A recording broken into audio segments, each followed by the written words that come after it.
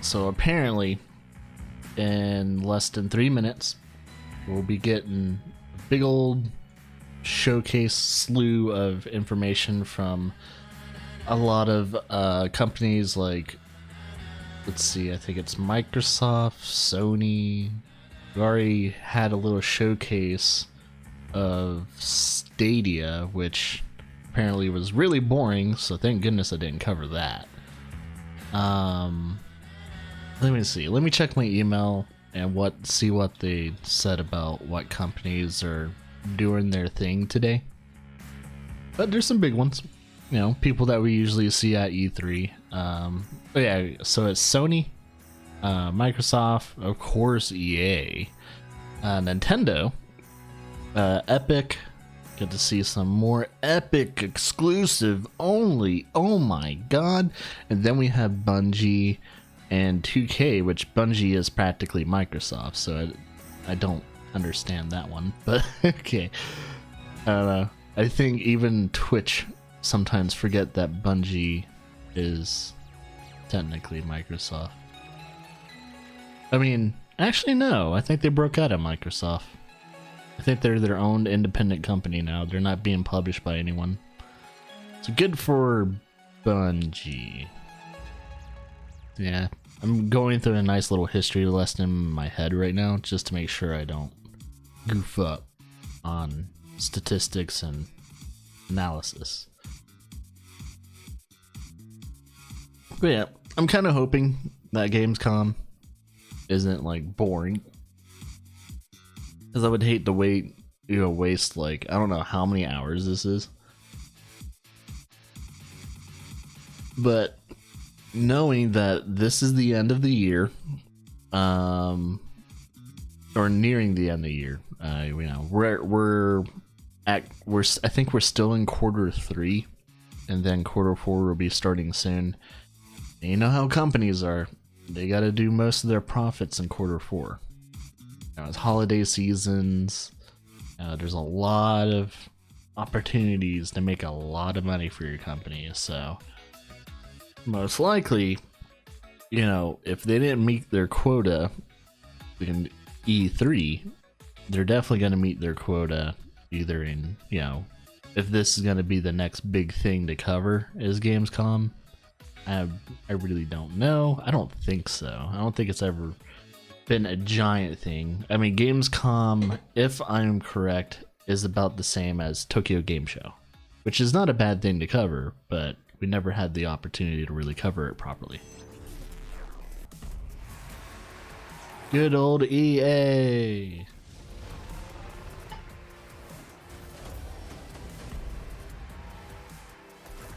Be sure to stay tuned for more coverage here at Gamescom. Also, if you're wondering why the Gamescom feed is quiet, it's just quiet. I could probably turn it up for you guys, but then everything else will be loud.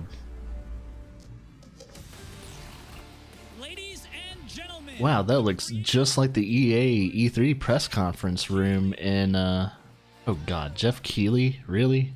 Really, dude? Get your fucking fingers out of every goddamn pie. Seriously.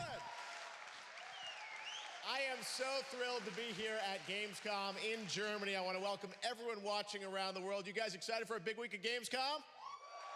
I don't know. You know, I don't know if I should be excited. The Gamescom guys came to me and said, hey, we want to put together a little show to kick off this big week for gaming. And I said, you know what? Let me talk to all the publishers, all the developers, and called everyone up. And they said, the fuck is he wearing behind his collar? I'm here to show you guys some of the best games that are coming out in the next couple of years, and you're going to see them here tonight. We're going to see a lot of gameplay. You guys into that? All right. We've got some announcements and surprises for you as well, and it's going to be a really fun night. Now, Gamescom, this week, there are over 500,000 people in Cologne, and we're all here to do one thing, which is celebrate video games, and we're going to have a fun week. So we got 2 hours of stuff. 2 hours? Dude, I got playthroughs to do. Start with a guy who was on you don't have to cover this, Laura, if you don't want to. I want to see your bow at least. Okay. Rob Ferguson. Ask Jeff Keighley. Rob Ferguson from Gears of War team. It is Jeff Keighley. Good to see you. I'm asking the same exact question. Like, dude, Coming do you not soon have for fucking Xbox, standards? right? Do we not have standards in the gaming community? Oh wait, we don't. E3 last year, but It's wait bad to see enough some that he hosts a game show we had a awards. plan. You know, we wanted to talk about Escape and Versus and Horde, which we've been Eating doing. But obviously, from E3, Yeah, people even really wanted to fucking see more about the 3 campaign. minutes. So, figured what better place to show the campaign show. Here we go. Gears My 5. lord. Gamescom. Check it out.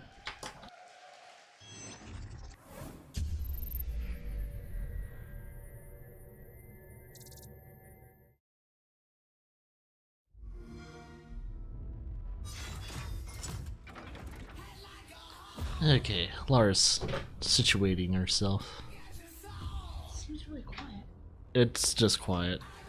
Yeah, like it's just quiet.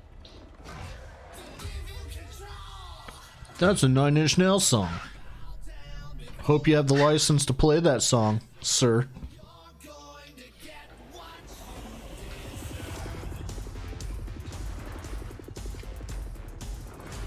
Actually, it might be good that it's quiet because if they're gonna play music like this.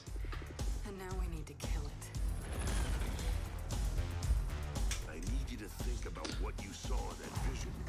Every detail. Multiple security breaches. All the fear of ruins. External camera 16. External camera 15. Camera 10. Oh, damn it. They're here.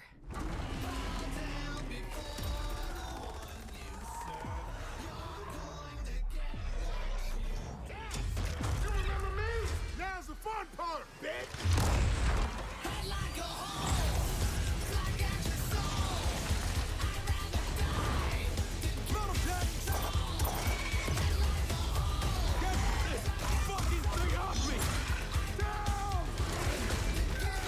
This looks like a PC capture. Not on Xbox One, but it's like legit PC capture because of the frame rate and everything. And how clean it is.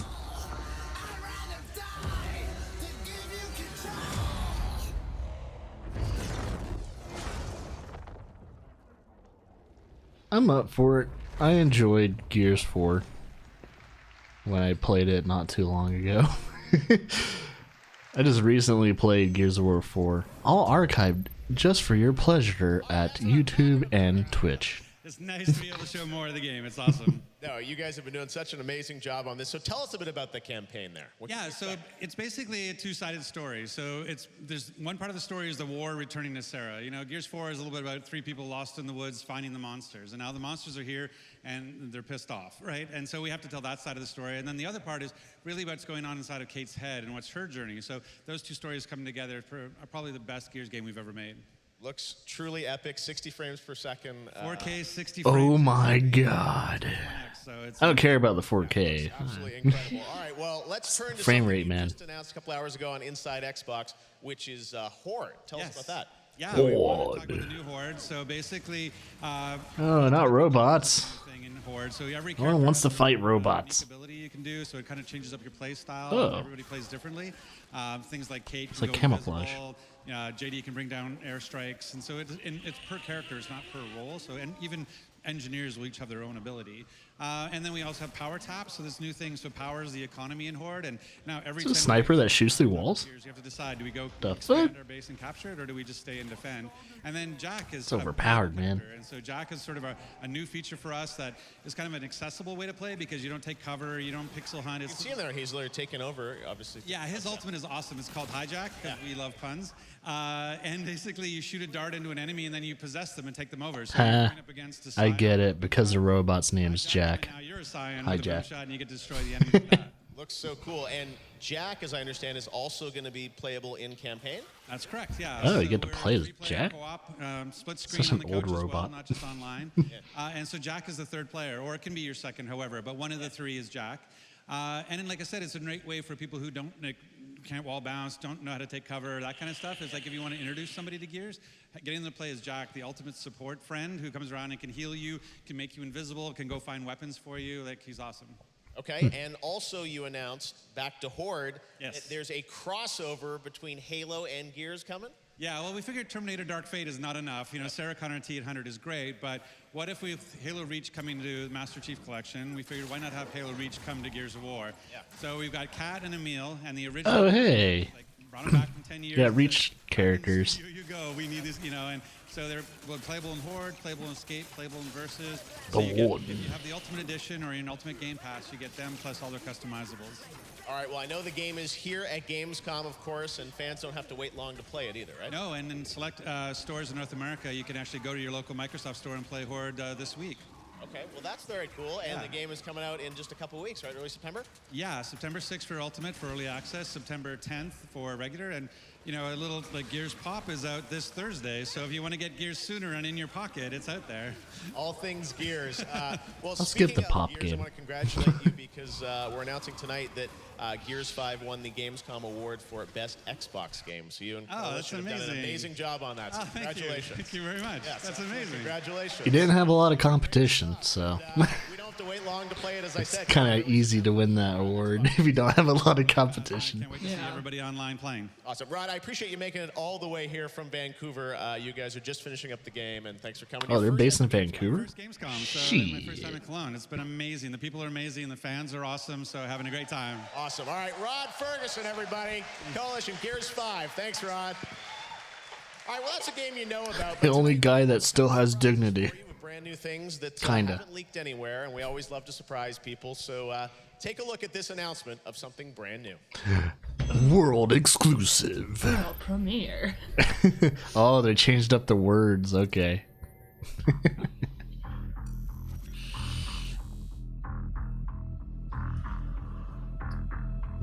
New. Hopefully, it's just a new IP, but I don't know. Watch. It's hardware for something. Nah, it's not. A drone?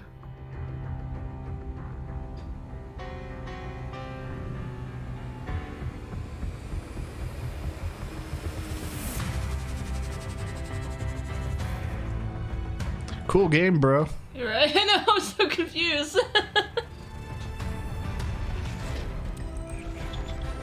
Oh, it's a minigun. Oh, they're different guns, Oh. weapons, and stuff like that, and vehicles.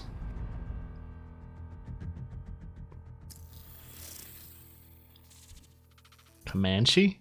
As in, like, just purely a helicopter game? Didn't really show much. Wow, that was amazing! It was a. Coming back. It looked like a commercial for Razer headsets. Oh yeah, I know.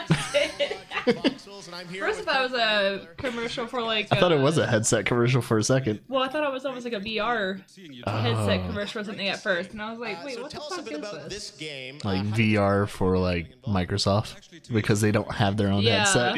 And approached THQ Nordic, Yeah. the cool guys, and said, we have an idea how to get it back to life in the 21st century. And they liked the idea, and so here we are. Okay, so and this is it's a team-based online. Yeah, it Yeah. is. No. How we roll Shocker. this game, because we have done So pretty much World of Tanks and all that shit, but with Yeah. Comanche attack live helicopters. footage later on. So That's right, because we're not just CG trailers. We've got. Is the Comanche attack helicopter even the most powerful helicopter anymore? I don't think it is. Probably not everyone anymore. loves helicopters. They kick ass. They go in, can hide somewhere, and then shoot somebody. So yeah, that's it. Basically. All right, well, let's take a look at the first gameplay. His buttons are Comanche, right? bugging me, But man. you can join us as well Okay. in the development. Yes. In Q4 this year, we go. Why into is so many beta. buttons on his suit? Next year, we go into early access. So sign up for the game. Okay, check it out. Here it is, the first gameplay of Comanche. See ya.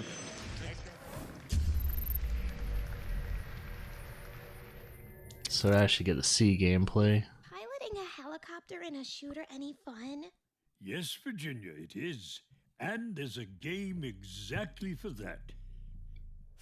Hey, everyone that identifies themselves as an attack helicopter is going to be excited about this game.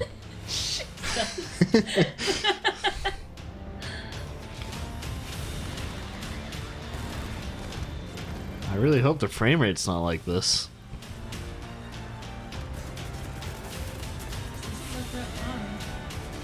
Oh, you get to play as drones as well. Oh.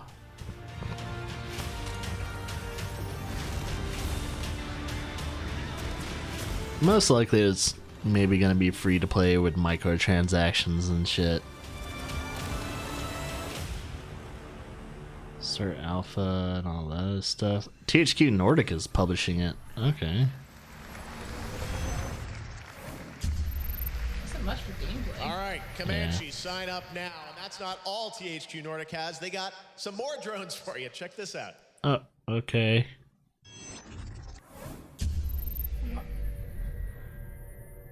Why not just put it all in one video?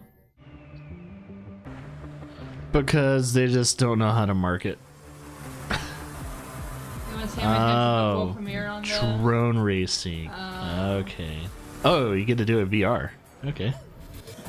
Oh, I thought it said DLC to the game at first. DLC for an alpha game. DCL is what it said. DCL. Just, you know, confuse everyone as dyslexia, right, don't you? EA, and everyone's been saying, when do we get to see real gameplay of it? Well, tonight's the night. Please welcome from EA, Riley Cooper. Come on up, man.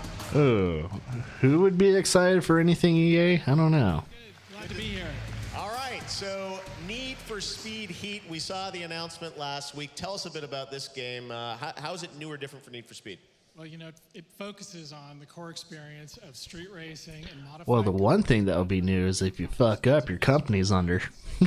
by day to keep that experience fresh and help explain Because why it's all these EA, races you know? are in town. All right. You get liquidated, sounds pretty bitch. Cool. We want to see. You guys want to see the gameplay?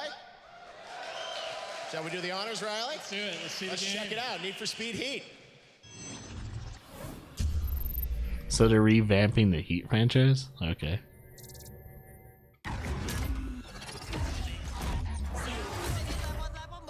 I don't know, it just seems like all the EA games are just blending now. Yeah. They all start looking the same after a while. Yeah. Because they all use the same engine now. It's the I think it's the DICE engine. Daytime offers sanctioned racing events through the Speed Hunter Showdown. Compete and score bank with each new win. Then use the rewards to tweak your car's performance and visual customization. Just like the racing games back in the 90s. But they play by the rules, finding you for speeding and limiting your progress using controlled moves to slow you down. Oh shit, dog. World, nab challenges and collectibles. Spend as much time here as you like. When you're ready, switch into night. Oh, it's dark. Ooh. It's like we've never seen that in a racing game ever. The more you win, the more your heat will rise and the more rep you'll gain. Okay, I see nothing new yet. You comes with a price. Cops are on another level at night. And you'll become a target as your heat level increases. As it gets higher, they'll ratchet up their efforts to stop you. Unleashing helicopters and rhinos to take you down. Rhinos. Coordinated efforts that adapt to the situation, push it too far, and they won't hold back. Start shooting at you. And your car can only take so much damage, so be sure to make it to a hideout or the garage without getting busted. Otherwise, you'll lose everything you've risked. So is this game trying to be like Nightclub? Tune your setup to your Look at own. it is. Pick a car and make it your own. Nightclub was one of my favorite racing games. Payback. You can now unlock parts by building up rep at night and use the bank you've earned during the day to level up your ride. Almost every car can be transformed into a custom whip. The revamped material editor adds a dynamic range of style combinations, while the new exhaust tuning system gives your ride a bark to go with this bike. Then, go beyond the car. Craft and create your own unique I'll never avatar get representing your character customization for racing games. You never see your character. Yeah, Like- even in the hub. What's the point? Now customize your favorite rides through an app. I guess if they have a lot of cutscenes. Today for an early access QR code, who uses those anymore? car drops, a full line of custom parts, and a wrap editor. You can now build your custom ride and connect We're gonna see a lot of penises on cars soon. Get the app and show off your Need for Speed style today. All drive will be available at launch. Crew up with your friends, or let us pair you up with others so you never ride alone. Your crew's rides will be displayed in your garage, so you're always up to speed with their latest creations. Leaderboards and challenges are tightly connected to the crew. So push each other to be the best and get a one-up on the wall. Every day is danger. Every race means risk. Another chance to lose everything you've worked for, or to gain something more.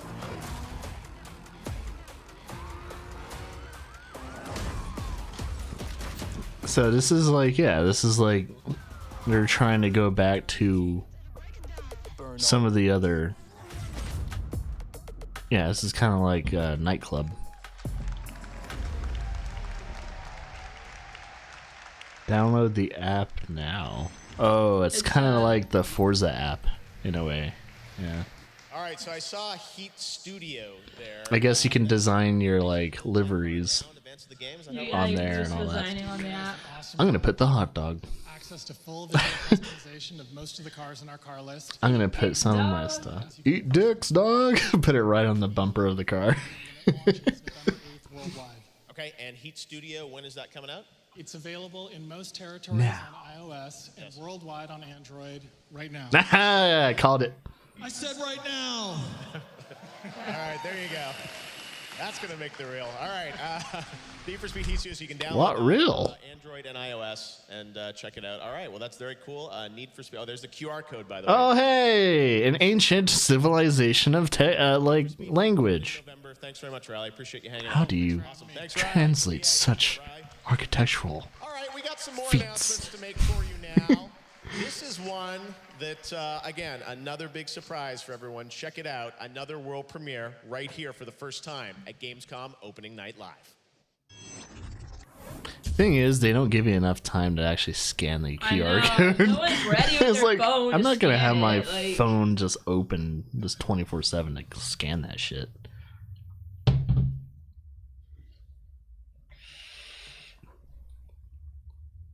Space. It's space. So, what can I guess with this? Not actual gameplay, just remember that. It won't look this pretty. I'm all about space, though. Yes, play a popular song in your trailer too. Yay! We're gonna get muted!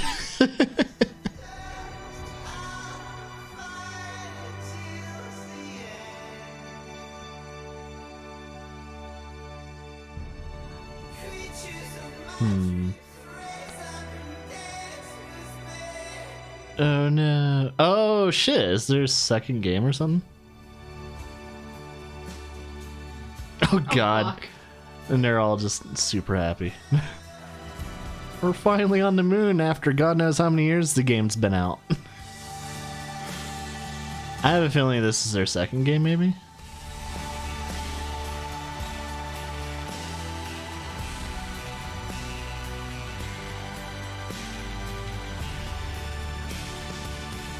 Jesus. This game's actually really hard.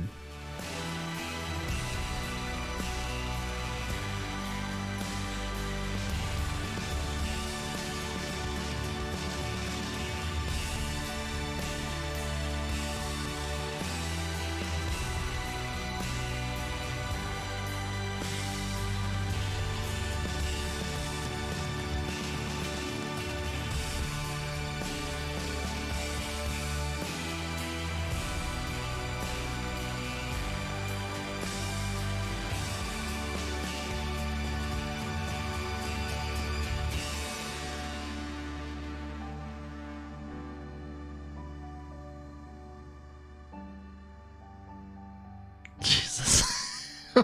God. Every time. Yeah, that's pretty much what the game feels like when you're playing it.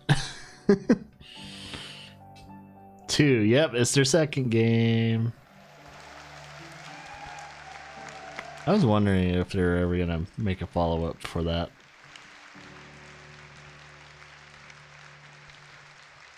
Aw, was that a trailer for someone that passed?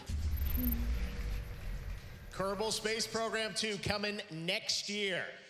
All right, well, we still have some more announcements to go, and we're going to go right into the next one here. Check this out for the first time here at Gamescom. Who are the two ladies up front standing? They were holding something. Was there like guns pointed at the crowd? You better fucking cheer. Fucking cheer, assholes. Oh, Bandai Namco. Oh. Oh, I'm always interested. Little Nightmares. Goosebumps? I got goosebumps. I got goosebumps. This is the second game. I still need to play the DLC for this. Oh, combat. Yeah, that game was fucked up and awesome at the same time. Oh, it's gonna be co-op. I knew it, yeah.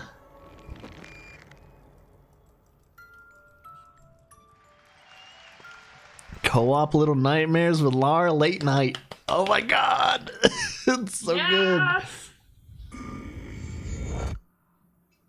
The man in the TV. It's gonna be on Switch too. Ooh, hey, cool. You can play it on the go. Now you can actually put yourself under the covers and play the game. Nightmares 2. Dave, how you doing? I'm all right. Build yourself a little pillow fort. Did you do that during the trailer? I'm wearing this all day.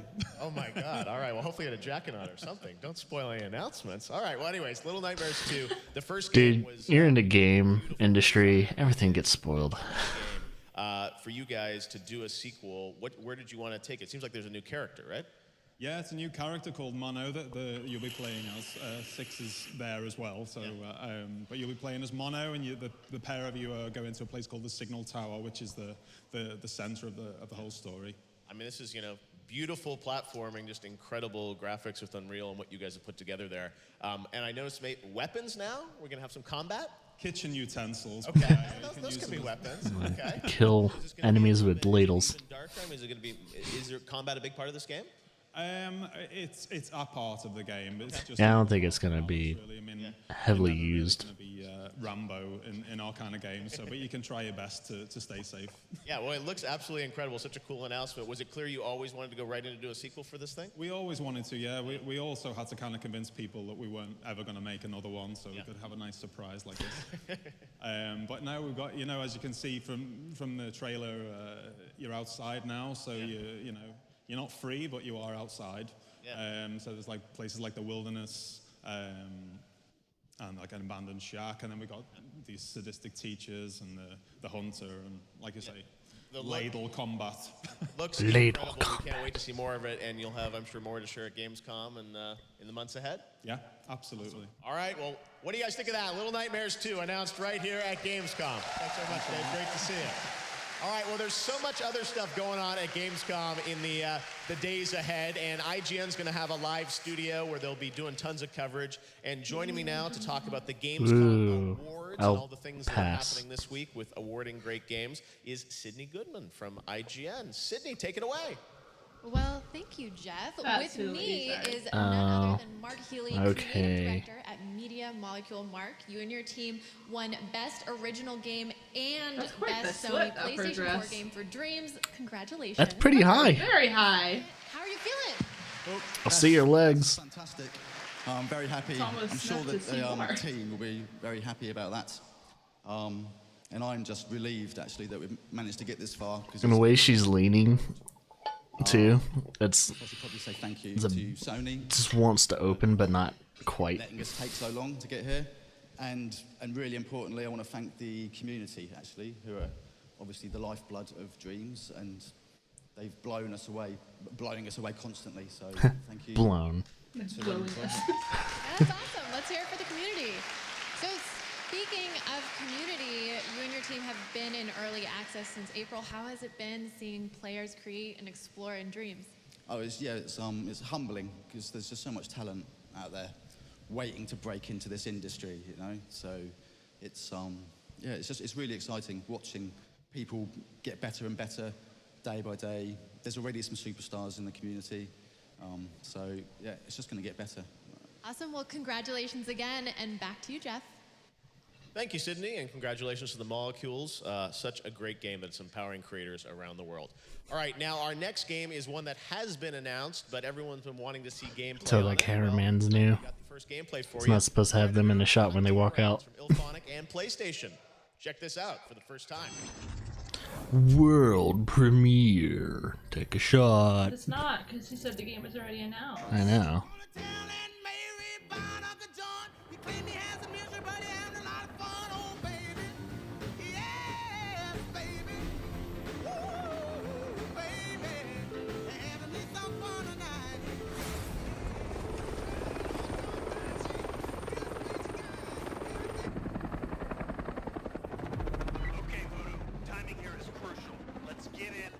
Satellite and upload the malware to Stargazer's network.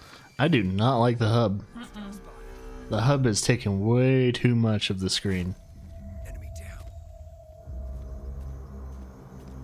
down. Ooh, they need to fix that hub, or at least make it dynamic. So much.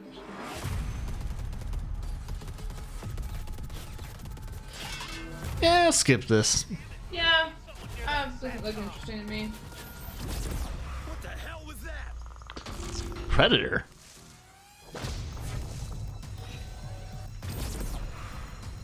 Eyes up.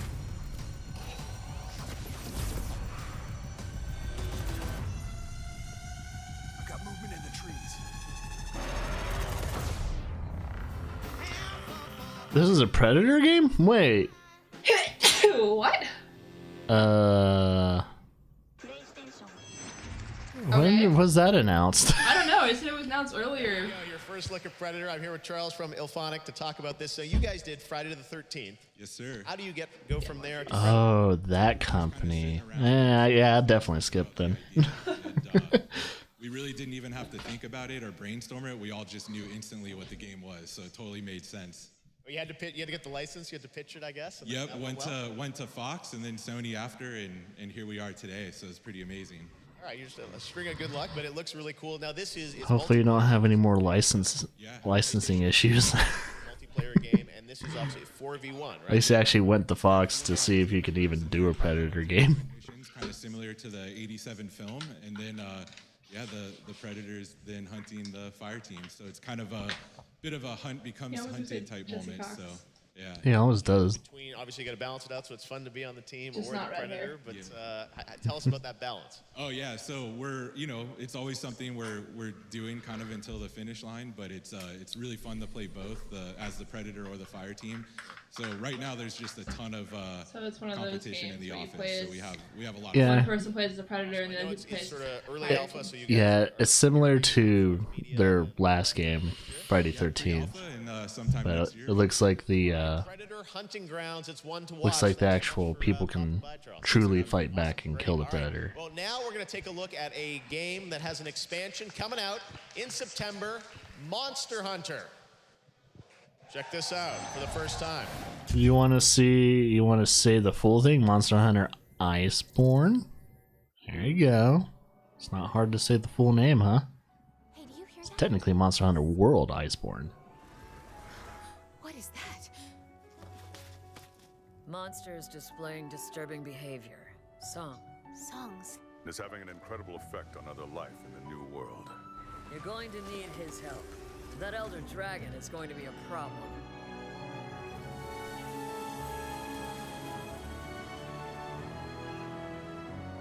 And I'm trying to gear up for that. It's taking forever.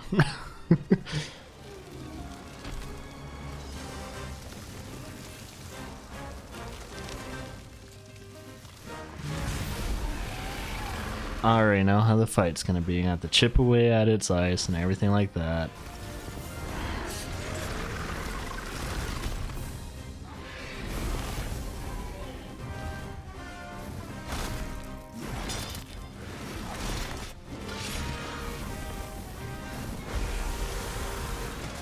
Man the cannons! Give it everything you've got!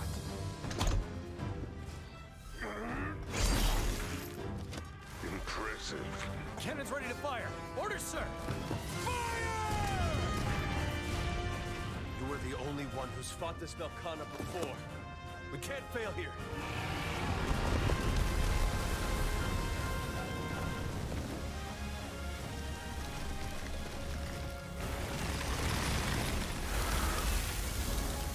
Wow, whoever's playing right now really needs to stop getting hit. You only have so many healing items.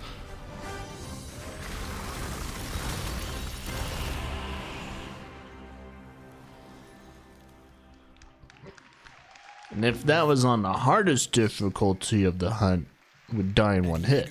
We innovate, we take risks, we strive to create games you've never played before. This time it's self-published. It's without compromise. It's PvE, it's PvP. It's a new genre. Welcome to the cycle. Is it a unicycle?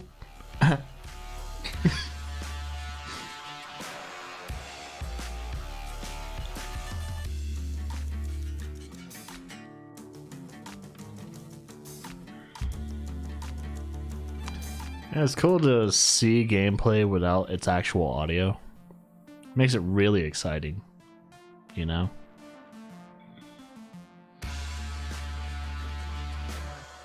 Yeah, you could have the music and have the gameplay audio and it would fit okay. It's just called a little bit of editing, but okay.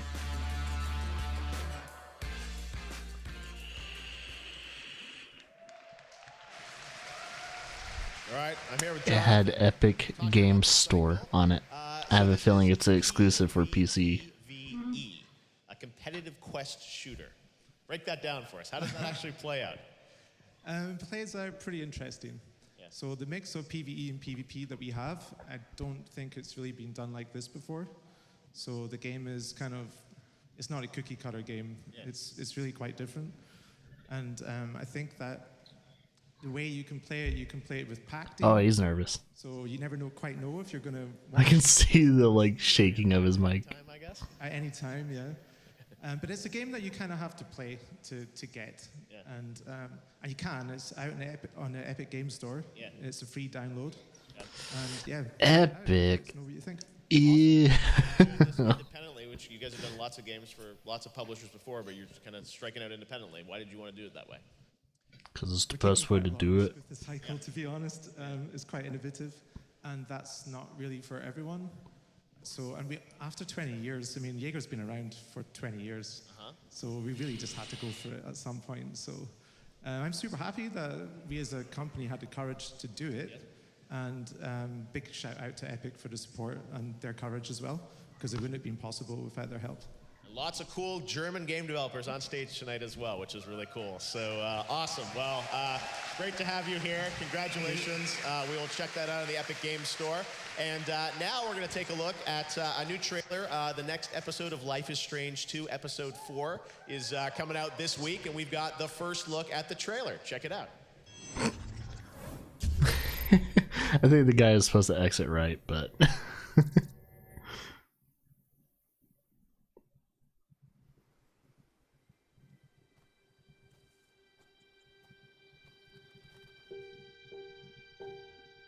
Life is Strange 2, Episode 4. These nightmares since I came out of the coma.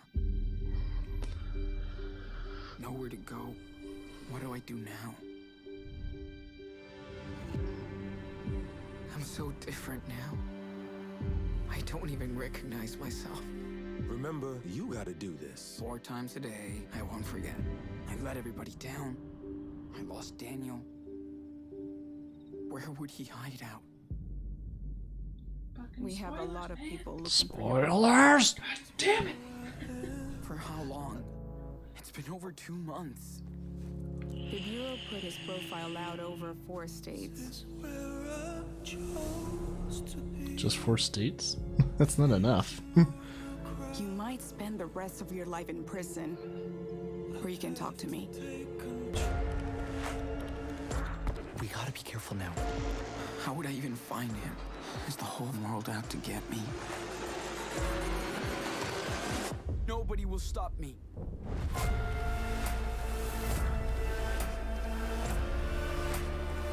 I'm not afraid. I want to help my brother. It's all I can think about.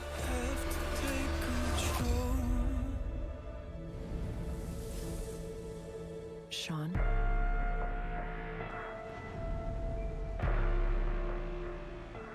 It's almost done.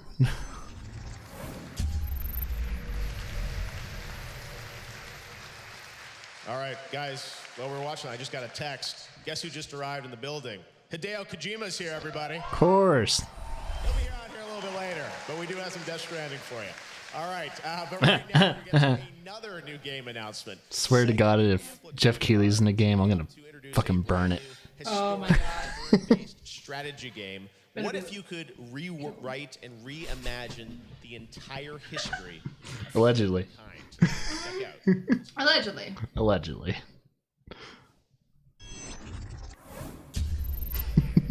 World premiere. Peggy 12. Sega. A joint effort into whatever this game is. Rock Band 5. Turn it to 11. Oh, he looks Interesting. He's got a dentist.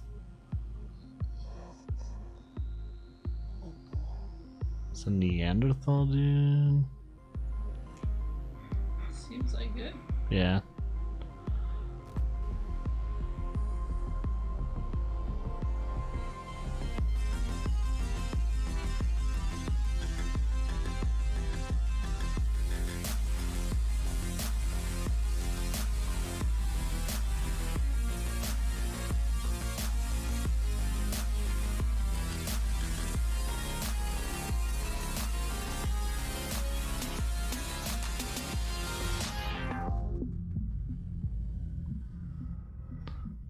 So, what is this? Space Neanderthal thingy. I'm confused. Yeah. Kind of confused here. Alright, is this a civilization type of game?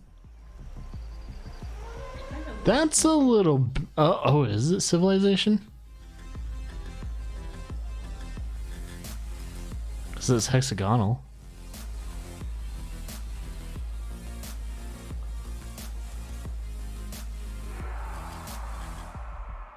Oh, it's called Humankind. Huh. That literally looked like Civilization, but lower quality. Right. Now it is time for Borderlands 3. You guys ready? I think I've seen enough of Borderlands 3. Paul Sage. They've been really pushing Borderlands 3. Hello, Paul. Hey, Jeff, how are you? I'm doing pretty well. You've been traveling around the world. There's so much Borderlands stuff going on, but we don't have to wait much longer for this. Coming in September 13th. So let's talk Borderlands 3. First of all, the campaign. I know last week a lot of previews went up. Influencers, press got to play it. Stop saying influencers. Such a shitty word. Talking about the end game, which we're very excited about. But tell us a bit about the campaign and sort of what you guys have shared recently on Borderlands 3. All right, so we showed off about 4 hours of just the beginning gameplay where you start on Pandora. Yeah. And then we moved on to Eden 6, which is a new planet we've never showed off before. And we tell this kind of heartwarming story of 2 AIs who fall out of love, and one AI who's a jilted lover takes and shoves the other AI just straight up into a pink plush bear who is voiced by none other than the charismatic Ice-T. There you go, Ice-T. All right, in Borderlands 3, of course, right? Yeah. Now, you've got obviously amazing characters playable with Flack. I mean, people are super excited about what you've shown kind of on campaign. And the thing, though, that everyone is always curious now, I know it's kind of silly to be talking about the end game before the game's even out, but folks want to know, what's the challenge? What can you tell us about the end game for Borderlands 3? All right, so all this week and probably next week and a few more weeks, we're going to be talking about endgame. Yeah. The first 2 things we're going to talk about, the first one is called a Circle of Slaughter. Okay. We're bringing back Circle of Slaughter from Borderlands, right? And it's just this wave after wave survival mechanic of fighting off enemies. And the cool thing about this is that, the more you survive, the better your rewards are. Mm-hmm. And there's more, though, right? There is more. Okay. So we're announcing something called Proving Grounds. Okay. Okay, Proving Grounds starts off with the Iridians, Yes, right? we got footage here, right? Yeah, we're showing off, a little bit of the Proving Grounds here. Yes. Okay. And the nice thing is you have to go throughout the game and discover Iridian writing. This is this ancient alien race. Yep. And then you find the coordinates to planets once you kind of decipher all these things. And then you find out that you can take a mission from this Iridium that you see here, and the mission has different objectives in it, right? So it's got one, which is kill everything, because Borderlands. Of course, yeah. And then it's got optional objectives, like don't die, all right? Do it within a certain amount of time and kill a certain thing. So you can see all that, Yeah, you can see the optional objectives right here. Yep. And then the nice thing about the optional objectives is that if you do those optional objectives, at the end we have a chest, and the loot gets better, how the optional objectives play out. So if you're really good, you'll get the best loot in the game. Super replayable, obviously, for people to kind of it's all about replayability at this point, yeah. Awesome. Well, that's amazing. And so time-based, obviously, going through there with you and your friends and having an amazing time. So this, obviously, the Proving Grounds, this is one map. Are there multiple Proving Grounds, obviously? Yeah, there's about 7 different Proving Grounds scattered throughout the game. Or actually, sorry, I said 7, I meant 6, but you know, words. Okay. I'm sure there'll be more down the road. Right. But, all right, so that's, and I'm sure there's probably even more in-game, or? There's all sorts of in-game. You know, again, like I said, we're going to talk about it more. We have something called Guardian Rank, which is if you play Borderlands 2, it's like Badass Rank 2.0. Yeah. We'll be talking a lot about that. So yeah, a lot of stuff coming up. All right, well, we don't have to wait long for Borderlands 3, but it's so awesome to see Proving Grounds. And when can we check it out, Paul? You will be able to check it out on Friday the 13th. That's September 13th, 2019. I hope everybody is there. Oh, yeah, and I'm sure Friday the 13th. Oh my God. All right, Borderlands 3, the guys from Gearbox. Paul, thank you so much. Thanks again. Kicking off Gamescom with us. Really appreciate it. All right. So now we've got a cool new game to show you guys, and this comes from a German studio, and sometimes we get pitched indie games for Game Awards or even Gamescom, and sometimes we get trailers that just blow me away, and this is a game that you may not have heard of before, from a studio that you may not know about, but take a look at this. I was really impressed with this trailer, so we're so proud to announce this brand new independent game made here in Germany on opening night live. Check this out. Let me know what you think. I was really impressed. World premiere.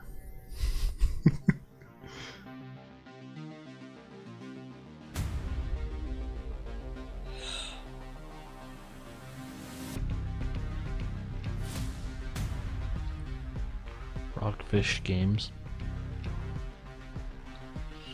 There's so many studios that have fish in the title, though. It's kind of hard to figure out which one's which.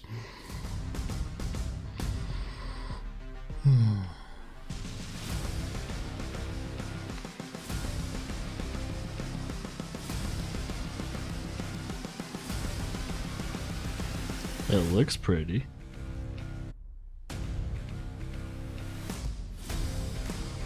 Oh, Everspace 2.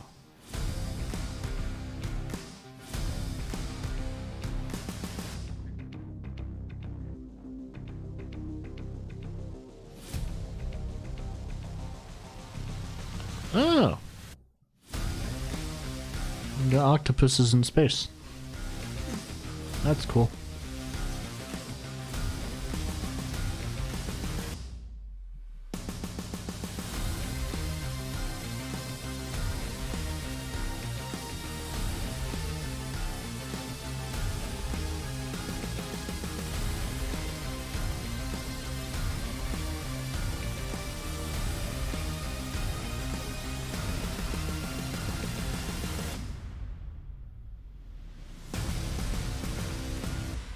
Ba-da-ba-da-ba-da-ba.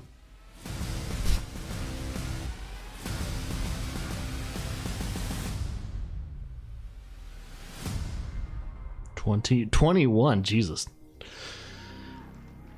2021? Yeah. It's quite the wait.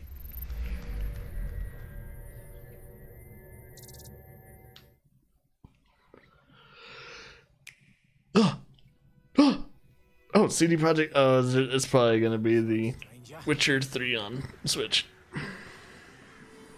What brings you to this no man's land?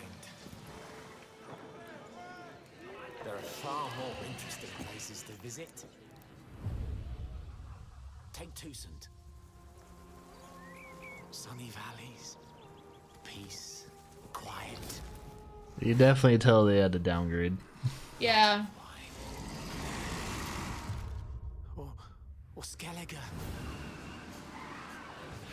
Friendly nature, breathtaking landscape. Ah, Skellige. Kind folk, welcoming of travelers. I wager you'd have a much better time there. Don't remember that scene. That's another beast, I tell you. Merchants, taverns, Gwent. Gwent! Horse races. Huzzah! Who knows? Maybe even true love. Tell me. That's the bad ending. This is where my journey begins. Is that the one that you got? Nah, I did that the second time. To see how it would go. I didn't want to go well. You that's what I have to did. choose one or the other. You can't choose both. I mean, you can, but it's just not gonna last. Who'd you choose in your first? Yennefer. Yeah. I never chose. Damn it! I forgot her name. That's. I haven't chose the other girl though. All right. I liked her better, the other girl. Yeah, she's sweeter. 15th. That's the announcement of the release date for that. Now we're going to talk about FIFA 20. Okay.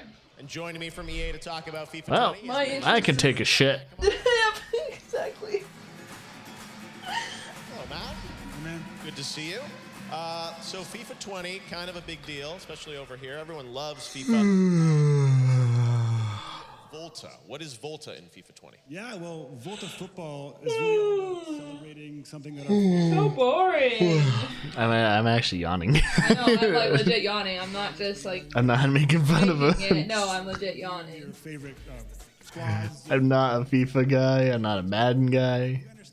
For I millions just of don't people, care anymore. Their stadiums are streets, their cages, their courts, and those are the spaces. You get to play soccer in an octagon? Oh, dude. Influence how professional game is played. So we really set about creating a fresh and deep and authentic experience with the street football flavor and bringing that creativity and style to the game. We have a fun gameplay experience. We have a brand new customization experience where you can really choose what your character looks like and how they play and what they wear on the court. And with all the ways that you can play Volta football with the Volta story included, which you're going to see here for the very first time in a minute, that authenticity and that depth of the real life street football experience is what you're going to see all over Volta football in FIFA 20. And I know we saw in the trailer that we're going kind of around the world, right? We're going to Eiffel Tower. Like, come back to me when you have Blitz. Create your avatar, you get to test your mettle against some real Blitz football, where you can literally pile drive someone into oblivion. team to try and take a shot at the most prestigious That's what made it fun. street football, which is the Volta World Championships hosted in Buenos Aires. But you're going to play in 17 locations across 5 continents. So Tokyo rooftop, in the shadow of the mountain, shadow of the Eiffel Tower, overlooking the New York skyline. So all these locations are brand new and really fresh and unique to FIFA 20. Awesome. All right, well, you brought a clip for the first time, a premiere clip from the story mode. What are we going to see?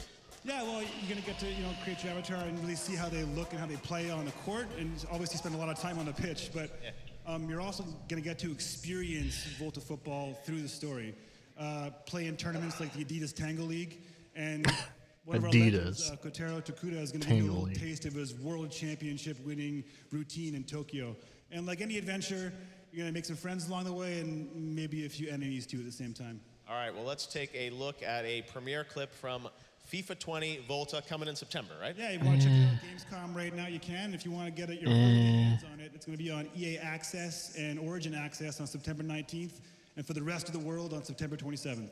Awesome. All right, let's check it out. FIFA 20 That's World Premiere so clip. stupid that EA has 2 different accesses. EA Access and Origin Access. How much fucking money do you need?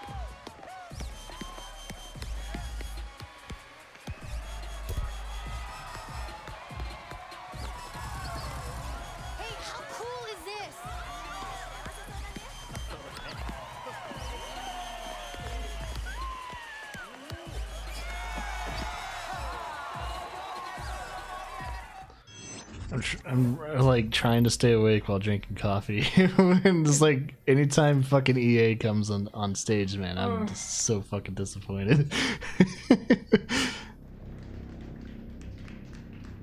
Alright, this might actually be something. Wow. Look at you. There's a lot of space games I coming know. out. There's a lot of space games. Holy shit. You'd think we'd learn. No, all in the name of progress, right? They say there's always something better. Burn the old, bring in the new. Well, how'd that work out? Giant drone or something? Risked our whole future. And we trusted them. And now we fight them any way we can. For what?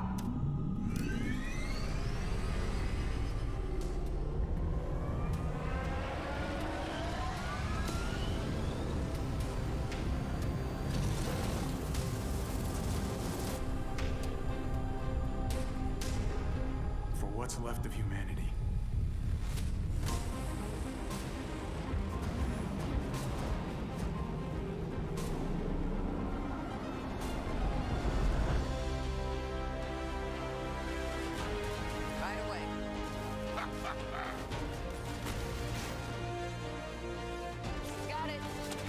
Far Cry meets Destiny?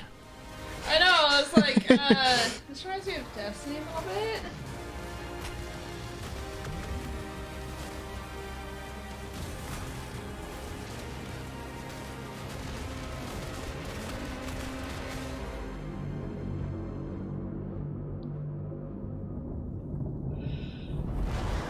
I'm sorry. Were you two having a moment? I can leave y'all be. What? The grav cycle? I'm a pilot. Uh-huh. It's called a pre-flight inspection. No judgments here, huh? Disintegration. So humanity are now in like robots. We transferred our consciousness to pretty much robotic bodies. Seems that way. What'd you guys think of that? Looks pretty cool, right? I'm honestly kind of We got bored. Marcus from Yeah. V1 here. Marcus, this is so cool that disintegration is real.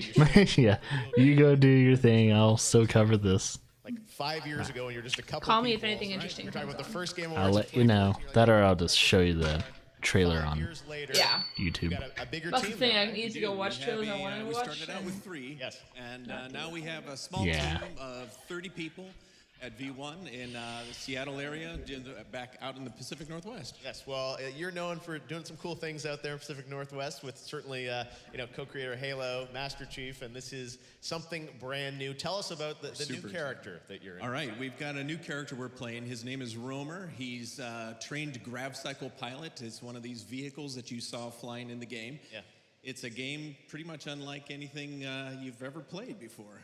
And you're doing campaign and multiplayer for this? That is true. We have a full single player story campaign, as well as a huge multiplayer component to it as well. Okay, well, let's talk about some of the gameplay we saw there, because people, know sort of, first-person action games, and tell us about the style of gameplay and how you're playing there, and explain what people are seeing. Sure, it's a first-person shooter with a lot of real-time tactic elements blended in.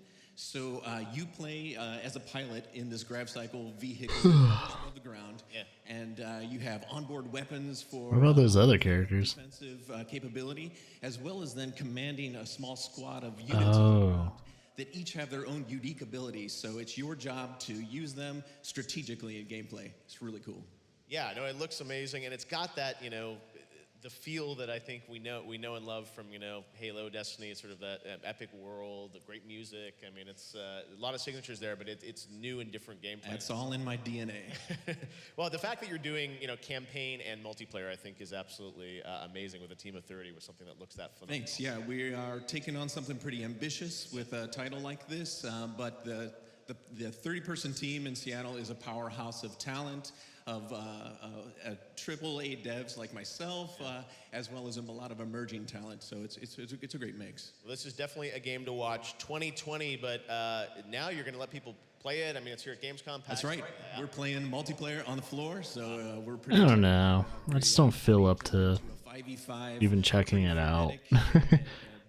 The game doesn't like really pique my interest. Then I don't know. It looks phenomenal. Good luck with it. Hopefully we'll see more of it soon. Thank you. It's integration, Marcus and V1. All right. Awesome. Appreciate it. Thanks, Marcus. All right, now we're going to take a look at a trailer for Darksiders Genesis coming out later this year. Oh yeah, it's like the Diablo Darksiders. Dude, I'm all up for this one. Darksiders and Diablo-esque gameplay? Fucking sign me up.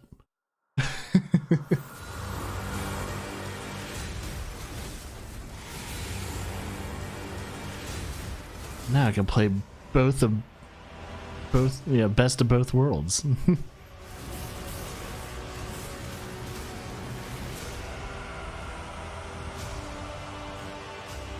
Yeah, I'm totally up for this game. This game looks cool.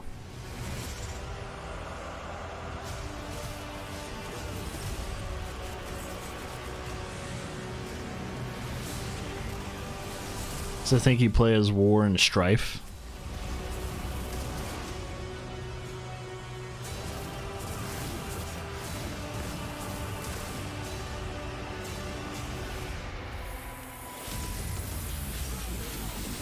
Thing is, they're only showing War in this trailer. Strife is in the game.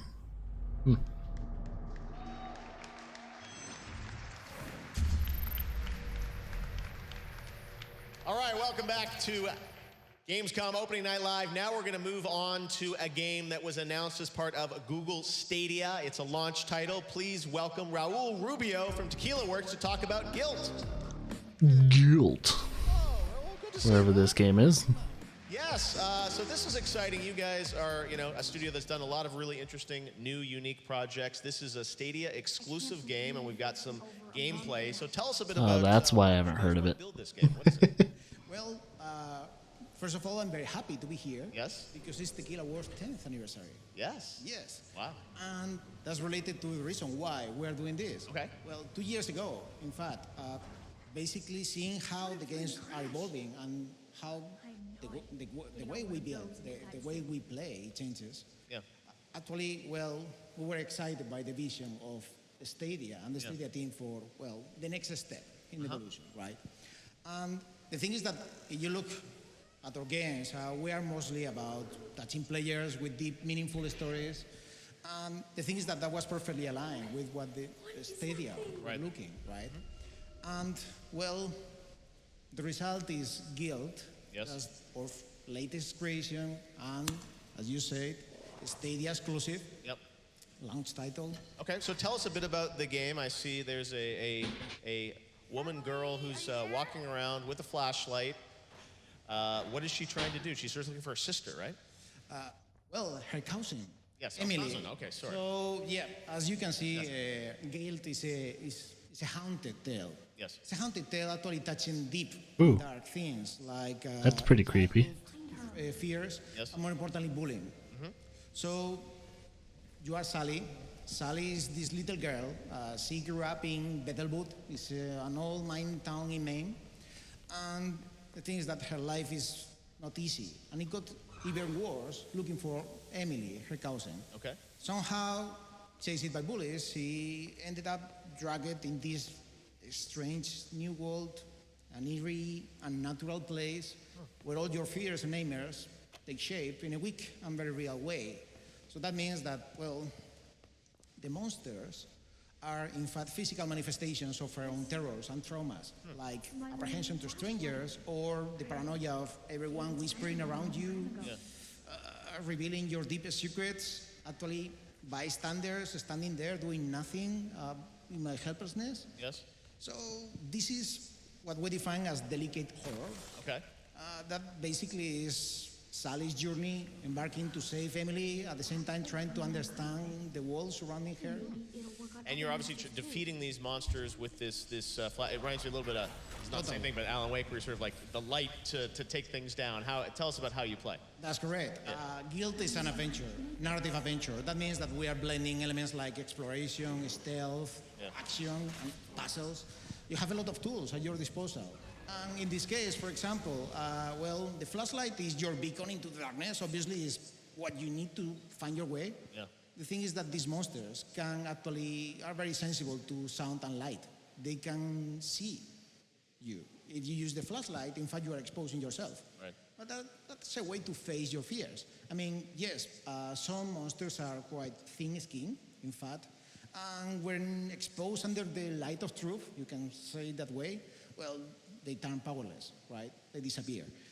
Not only that, you can actually build strategies, like throwing a can, for example, to distract an enemy, or even using the light shaft or the flashlight to attract Guys, enemies. it looks like you've got strategy, you've got stealth, and all this in the game. And it's coming out for launch, right?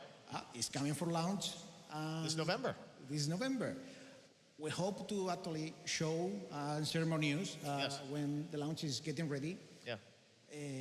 Dealing with the topic so delicate and in a meaningful and respectful way is, in fact, our way to challenge the audience. And, well, that's the ambition of Guild. Wow. Okay. Very deep, and looks cool that you guys are doing it for Stadia. So, Tequila And I Works. wish it wasn't Stadia exclusive, or else I would be pretty damn interested. Fantastic. All right. Well, thanks very much, Roland. Now we're going to head on over to the lovely Sydney Goodman from IGN. Sydney, what's up? Well, hello, Jeff. Again, I am here with Celia from Nintendo. Celia, you and your team Celia. won the Nintendo Switch game for It's the fan Legend of Zelda club. Link's Awakening. Congratulations. How are you feeling? I'm so excited. Don't drop it. Yes, actually, I'm very happy that one of the most beloved games of the Legend of Zelda series won this award.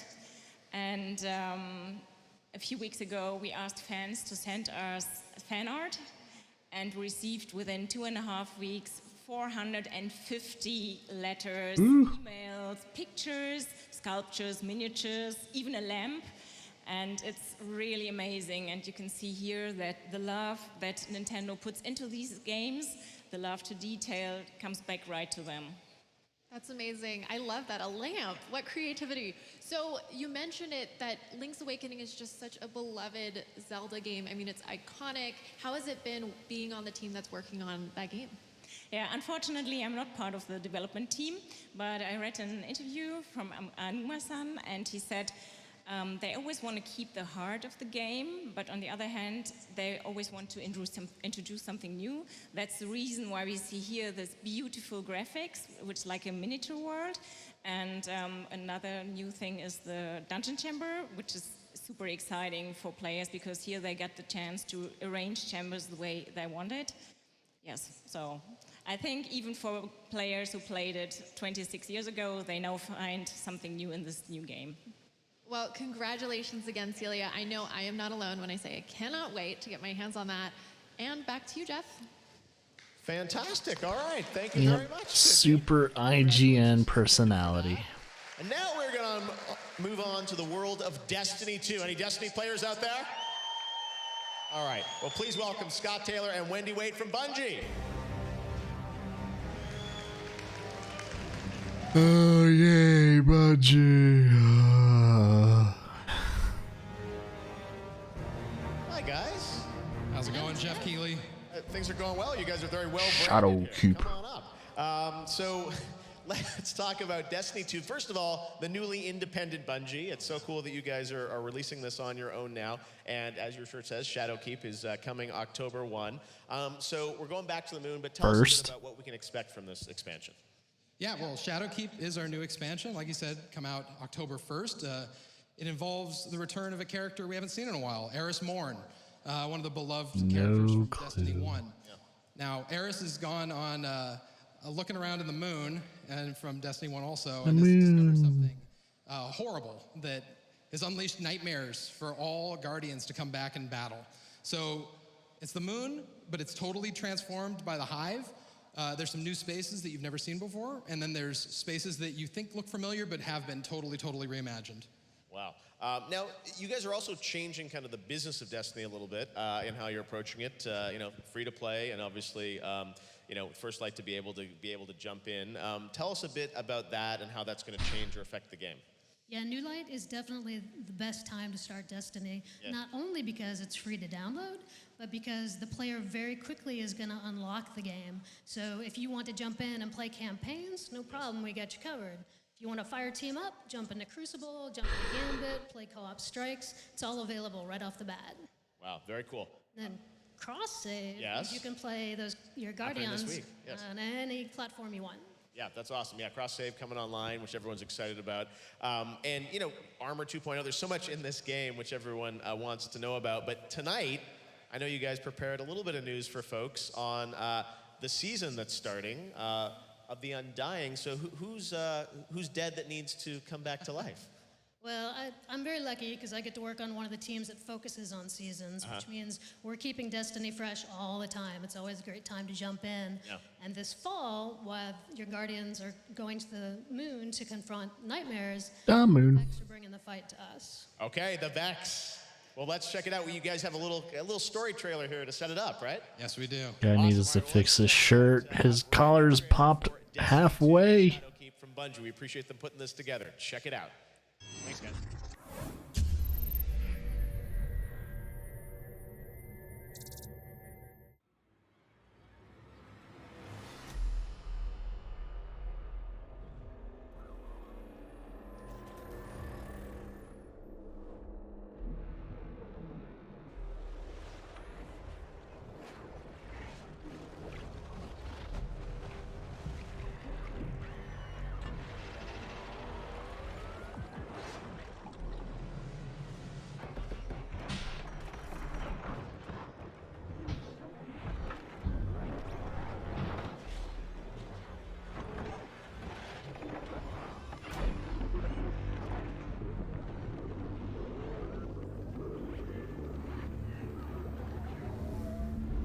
We say that the Black Garden is the birthplace of the Vex. But it was not the beginning. It was the reason. The life in the garden called out a question. The Vex are the answer. They will do anything to protect the garden. The garden. In these things, there is symmetry. The gateways have opened. The Vex are coming. Yay, more robot fighting.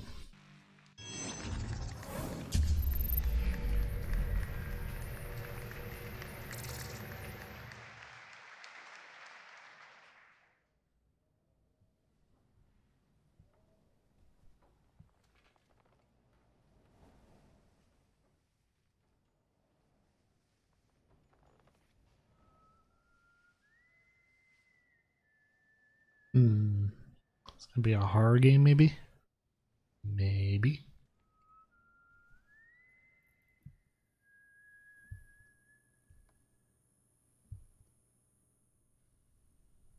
Yep.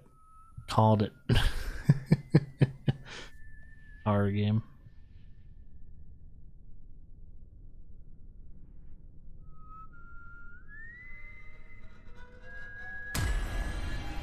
Oh.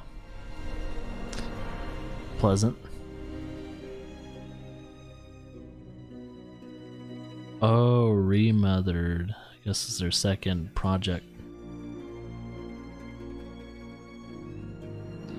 Thing is, I was gonna play the first, well, Remothered, but I saw someone get to a part in the game that's like, I would probably quit too.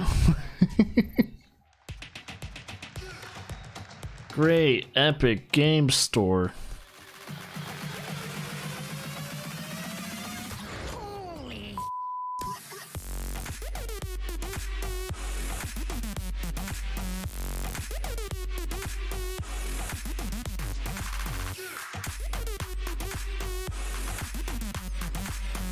Look at all the games I don't play.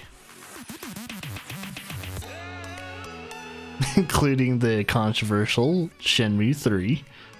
Gotta love that. And Outer Worlds better played on console for now.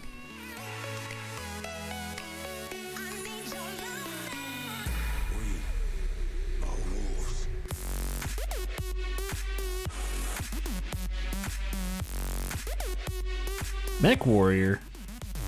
Wait, they have a Mech Warrior game on Epic?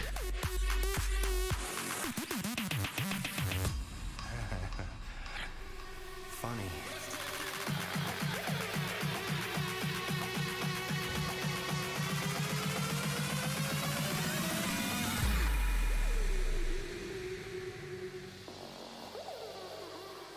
Oh, I thought it was a free game like almost every month. I guess it's weekly.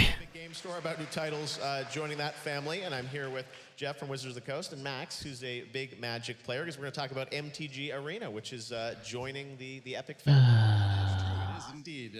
Magic has Man, it's cool that Magic is still alive and all that, but the Gathering Arena. We've had millions of people join us, and as we expand the game, we think the next best place for the game is to be part of the Epic Game Store, which is going to be coming this winter. Okay, so coming this winter to Epic Wah, Game Store. And wah, Max, you're a wah. big Magic player, streaming, playing it. What do you like about MTG Arena?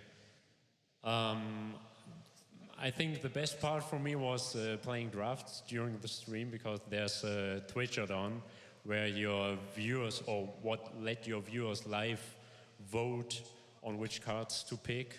Yeah. Very interactive. they can really screw up your game.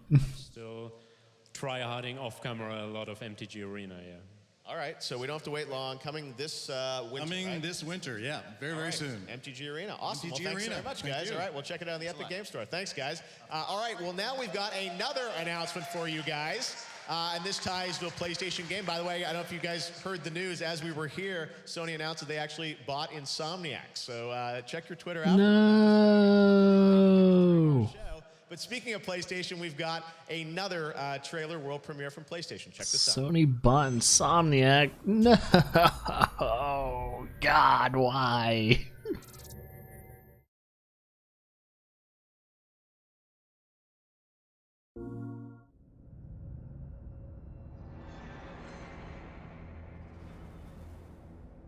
So is this Insomniac's new project? Erica Mason. I'm Sergeant Blake. It's extremely likely. Live action meets something else. Is there anything I can do to help?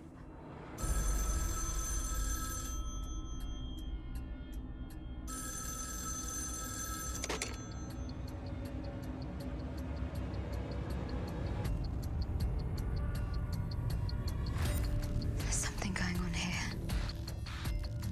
I need to find out what it is.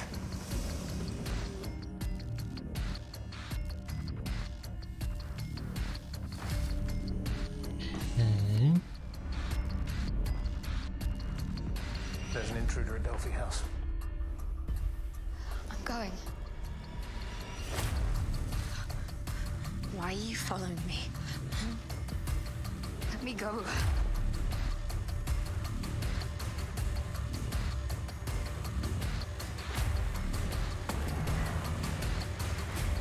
I know what I saw. I know what's real. My God, what have you done? Huh. I've been interested in these type of games. Interactive movies in a way. Pretty cool. One of my favorites is The Bunker. There you go with the shadow drop. I'm here with Jack from Flavorworks and Holly, the star of Erica. Great to have you here at Gamescom. Hi, welcome. nice to be here. So this is a cool surprise because Erica we hadn't seen for a while, and then everyone's wondering what's going on, and here it is with the trailer and out tonight. So first of all, let me kick off with you, Holly. Tell us a bit about Erica, the character that you play. So Erica is a little bit of an enigma. She's a girl who's had this incredibly traumatic childhood experience, and it's haunted her whole life, and it's shrouded in mystery. And so when you meet her and you join her on her journey, then you sort of decide who she can trust, and you solve the mystery with her. And Jack, I know you've been, people see live action and they wonder, hey, is this another, Bandersnatch, Netflix style thing? It's much more interactive than that. Can you kind of explain about, how you're treating video? Yeah, we just wanted to make a game, and more so a really innovative narrative game. And so for that, we knew we needed really nuanced performances with like strong emotional characters. And so Holly was perfect for that. Yeah. More so than we can get in like, Moco or something like that, mocap.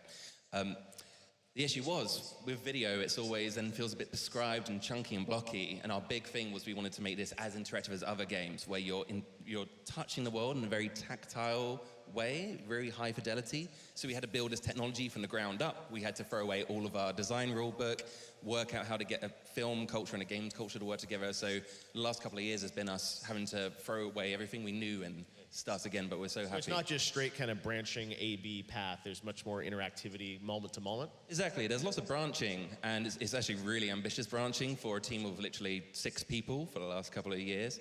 And it completely changed the way that we had to film this stuff. But it was kind of made quite like an intentionally ambiguous and quite out there sort of story, so that around a water cooler there's that thing of, we've all seen it, but from what perspective did we see it? And that was something that really excited us. Tell me about filming this, because I'm sure you had all these different branching paths. Your character had to go in all these different directions. Oh my God, it was crazy. It was quite a massive challenge, because obviously I've never done anything like this before, and films are quite linear, and yeah, we had all these different branches to go down, and it's quite emotional for the character. It goes to quite a lot of deep and dark places, but also... Why have that camera angle? Who cares if someone's taking a photo? It's really me there, and so you get... From their camera of all things. A real-life actor and not a CGI character. You had to do it all. It's all your own stunts. I had to do it all, and so the physicality, I had to do my own stunts, basically. It's incredibly hard, and it was absolutely brilliant, and it just knew every avenue of the game. Like, it was absolutely magic. But yeah, so it's a really good performance. Super cool, and this is awesome, because you can download it today worldwide on PlayStation. Exactly, right after the show it comes out, €9.99, pounds, dollars. Okay. It's been a labor of love for years, so this is really exciting for us. And then you can play it on the show floor if you're at Gamescom tomorrow. So. Awesome. All right. Well, Jack, Holly, thank you so much for coming all the way to Cologne. Thank you. Kick it off. Erica, appreciate it, guys. Thanks for coming by.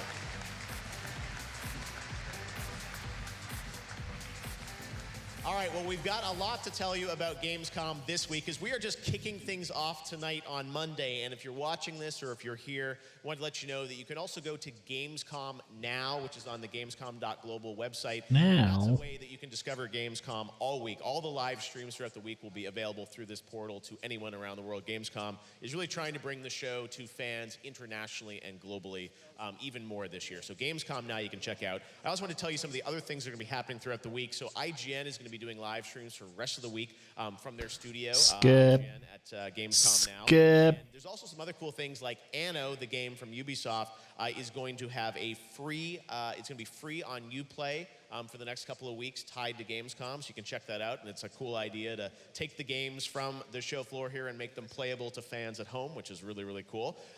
This area is called the Gamescom Event Arena, and there'll be some great esports tournaments happening here. The ESL Summer Championship in CSGO, League of Legends will be here, Asphalt 9, and there's also something, this is so cool, the Farming Simulator League has...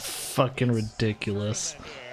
I had to show you some footage of this. When they told Why me not Car Mechanic Simulator League? It's amazing to see that this is happens here. Why not just do that too? Farming Simulator League right to the top of Twitch. Fucking hilarious. All the activities, but this is like actually happening. Farming Simulator League. So you guys know this, I guess. When I saw this back in the States, I'm like, we have to show this to people. So you guys, if you're interested, you can watch the Farming Simulator League live. So stupid. There's also a cosplay area, an indie village with over 5,000 square meters of indie games. And there are also concerts as well. You guys get a whole week of Gamescom. There's a festival in the city of Cologne this weekend. But speaking of concerts, Sydney from IGN is with one of the acts that's going to be performing this week. Sydney, who are you with? Well, I am with Par Sundstrom of Sabaton. Par, you guys are performing. Tell us more about it. Thank you so much. I'm very excited being here. Yeah, a couple of years ago we were here, and we played the first ever rock concert at Gamescom. And now we're back to play some more heavy metal. And when are you playing? We're playing at the Wargaming booth Wednesday at 9 o'clock. Perfect. Well, make sure you check that out. And you also have a collaboration. Can you tell us more about that? Yeah, of course. There's a new game coming out from Wargaming, and it's a hack and slash RPG called Pagan Online. And we thought a game about pagans, mythology, needed a Swedish pagan. And so we kind of put our singer's skin, but looking better than he would do in real life. And more badass than he does in the real life. And you can have the skin in the game now, along with some legendary weapons.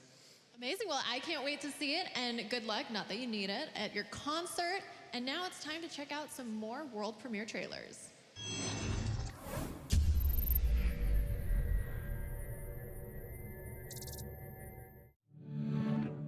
Ubisoft.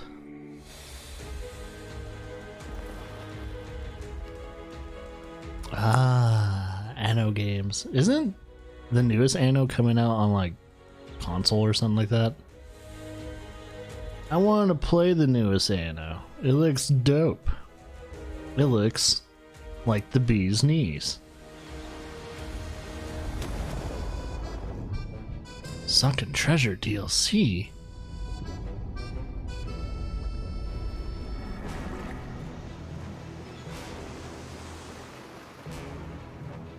Ah, it's already available.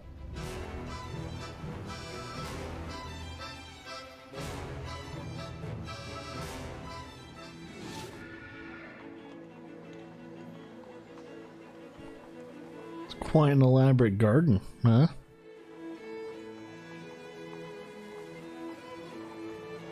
Too bad none of our gardens in actual life look like that. Or at least as well kept like that. See, Anno should be an inspiration to how to build your cities. The Passage DLC 3. Okay. Living in harsher conditions and stuff like that.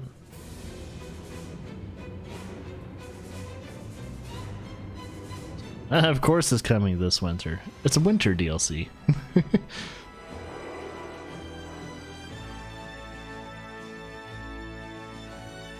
It's like a big ass train station, but I guess it's not. Oh, it's an exhibition. Day and night cycles, of course.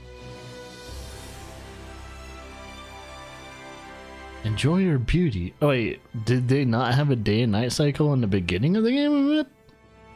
Seems a little weird to not have it. Unless they have this new night events where, you know, fireworks and stuff. Oh, free to play until 25th? I might have to check it out then. Unless it said something about Epic Game Store. 15 men on a dead man's chest. Rum.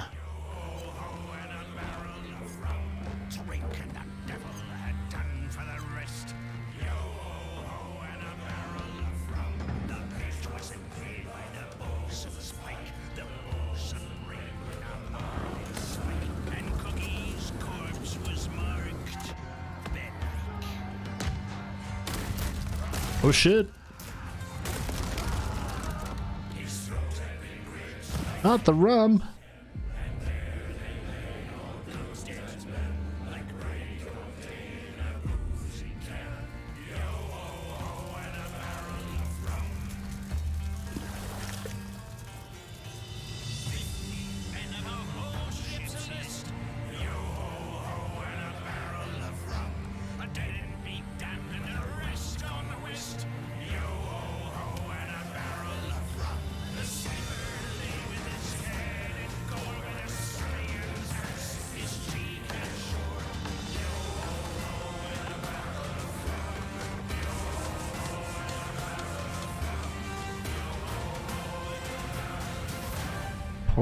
Oh, it's the fourth game in that. Damn. On all consoles. Even the Switch. I can build my pirate colony on Hey the go. Gamescom 2019, it's Toby and Julian from the Iron Harvest team, and we are proud to present you our classic real-time strategy game, Iron Harvest 1920+. In Iron Harvest, giant diesel punk mechs were created to support the people, but instead cause trouble, chaos, and despair. And now it's your turn to fight back and to learn more about the 3 factions in our thrilling single-player campaign. Or challenge your friends in intense multiplayer matches in this squad-based combat RTS coming to PlayStation 4, Xbox One, and PC. And when we say PC, we say it's on Steam and it will be across other stores at launch. Guy has quite the beard. Clone anyway, give us your high five, come to Hall 9 and meet us at the Deep Silver area. And don't forget to wishlist Iron Harvest on Steam. So now enjoy our new trailer and see you on the battlefield. We were all busy with our own small lives. Didn't know what went on in secret. Didn't see the war coming. The fuck? They said the war would be won within months. An adventure promising pride and honor. In the end, Mobile howitzers. years of torment and horror like the world had never seen before.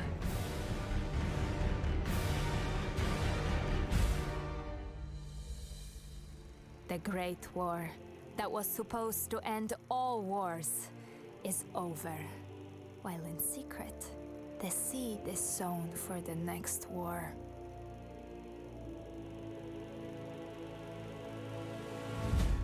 But this time, we're vigilant and we'll fight.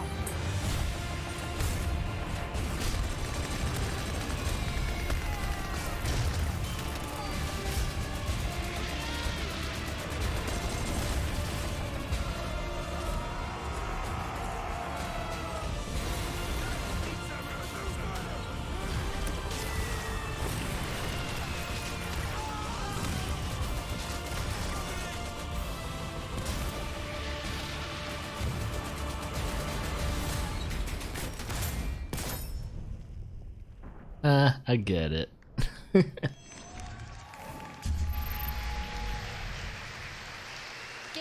is in full swing, which means we have more 2019 Gamescom award winners. Let's hear it for Best Action Adventure Game, Black Sad Under the Skin from Astragon. Best Action Game, Doom Eternal from ZeniMax. Best Mobile Game is Battle Chasers Night War Mobile Edition from Handy Games. God, mobile edition. That's From Koch Media. Best Sports Game, Roller Champions from Ubisoft. Best Simulation Game, Planet Zoo from Frontier. Best Strategy Game, Desperados 3 from THQ Nordic. Best Family Game, Concrete Genie from Sony. Best Role-Playing Game, Wasteland 3 from Koch Media. And Best PC Game is Ghost Recon Breakpoint from Ubisoft. Yeah, let's hear it for the winners. okay. There we go. Alright. I love the crowd. They're just like, this fucking show's a joke. And we've got you covered for all your Gamescom 2019 needs. Gamescom is the biggest gaming event on Earth, with over Are we done? 300,000 fans attending from all over the world. But if you're not one of them, don't worry, because IGN has you covered. Starting Tuesday, IGN is bringing Has it been 2 hours? I don't think it's been 2 hours yet. exclusive demos, tons of brand new gameplay, developer interviews, and sights and sounds from the show floor. This is the heart of gaming, and it all starts Tuesday on IGN at Gamescom Now. I'll skip. That about does it for me tonight, but like that wonderful video just said, we will be live on IGN all week long. Thank you so much, Jeff, for having me, and back to you. Thanks, Sid. Great to have you with us. Congratulations to all the winners. There are more awards, I think, coming from the fans on IGN this weekend. All right, now let's turn to the world of Call of Duty Modern Warfare. To talk about all things Modern Warfare, please welcome Dino from Infinity Ward. Oh, so it looks like Jeff Keighley had a lavalier, and I guess it's not working. Modern Warfare. You're on brand, and this is Call of Duty Modern Warfare, but it's a reimagined Modern Hey, Warfare. Jen. Exactly. That is the exact term we use at Infinity Ward, is that it is a reimagining of the Modern Warfare Oh yeah, it's the Call of Duty Modern Warfare game that's coming out that looks like all the other Call of Duties. Congratulations, guys. and the single-player storyline are completely new and fresh and updated to be relevant and fit in a present day. Okay. You guys had multiplayer I concur. weeks ago. Lots of news around that. Tell us, what's the focus of MP for MW this year? So first of all, we were just blown away by the reaction from the fans and the players. Our overall goal this year for MP was to create the ultimate multiplayer playground. So we've got all sorts of shapes and sizes of experiences. We've got I became friends with the cosplayer that played us. We've got our more traditional 6v6 maps, and we've also got experiences on our larger scale maps that are going to support upwards of 100 players. Oh, wow. Okay, and you're also doing crossplay as well, right? Yes, we are indeed. So we've actually had a lot of questions from the community about how crossplay works. Yeah. In a nutshell, you'll be able to play console to console. Day's been pretty good. Gamescom has been pretty boring. Haven't been missing much. You guys can play together. I plan on doing my playthroughs after this. Probably take like a 30-minute break. That I got to Then I'll play be back. in May at the studio, 2v2 gunfight, which is like, tell us a bit about it. It's like a ton of fun. Right. It is fast-paced. It is a ton of fun. It's fast. It's frenetic. I actually heard you did pretty well over there. We had a fun time. Me and Andy McNamara from Game Informer took down some other duos. I don't think we compete against some of these Courage or those guys, but it's, Yeah, it looks like they're trying to tackle crossplay. You held your own. Yeah, it was a fun mode, and I understand that you guys are going to be. We know you're doing a beta in September, but yes, we are. I hear there might be something before that. Absolutely. So first of all, if you're here and happen to be at the show, you will be able to play Modern Warfare. It's on the show floor. Check it out at the PlayStation booth. Okay. And so in preparation for our beta, where we get to be able to collect a lot of feedback from the fans as well as test crossplay, we're doing an early test, and we've partnered with PlayStation to have an open 2v2 alpha that's going to start this Friday, August 23rd. Okay, this Friday, August 23rd, and that's worldwide on PlayStation 4? Yes, it is. Okay, we will check it out. Call of Duty Modern Warfare Alpha, and I understand we got a little sneak peek of it, right? Absolutely. I brought a trailer along with me so that people can see what's coming up. All right, see all the maps and everything in the alpha. Thanks so much, Dino. Let's Thank you check very it out. much, Call of Jeff. Duty Modern Warfare. I will let you guys know if I know there's like nothing different with this fucking franchise. I will let you know straight up that there hasn't been anything that's changed. Looks like Call of Duty.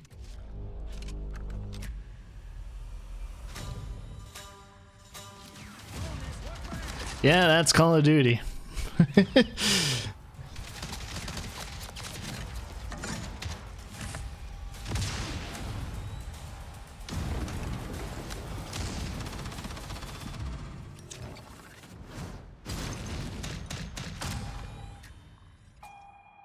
Get to test out 5 maps in a 2v2 beta. Target's moving. Got it.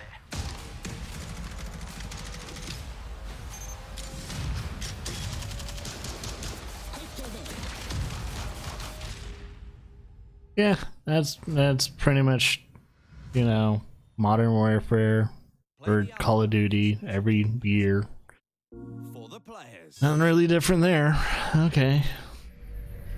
I can skip that. Now, you know, I've spent a lot of time around game developers during the final hours of development on their games, and sometimes you just can't do anything. It hasn't changed since the first Modern Warfare, so I'm not really excited about it. Time to introduce a guest who is only weeks away from finishing his next title, but that didn't stop him from flying halfway around the world to be here at Gamescom with us tonight. I'm so honored that he's here. Stop brown-nosing Kojima. But take a look. Stop brown-nosing, you asshole. You look like a dipshit. Hideo Kojima is not here with us tonight. Unfortunately, he was informed he would. Wow. He's this. I swear, Jeff Keighley is such a little bitch. Any awards. I brought our gift. Please. Oh, Shenmue 3's next Tuesday? Really? Is it that early? Or that close? Hideo Kojima. Industry icon.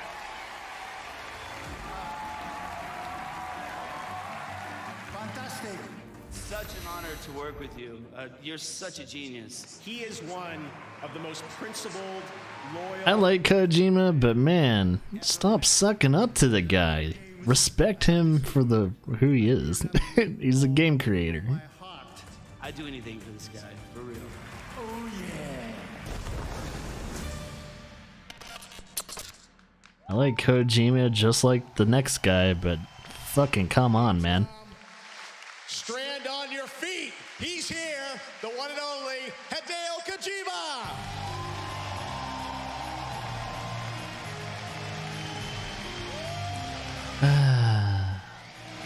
I just hate the brown nosing. I really hate the brown nosing for Kojima, man.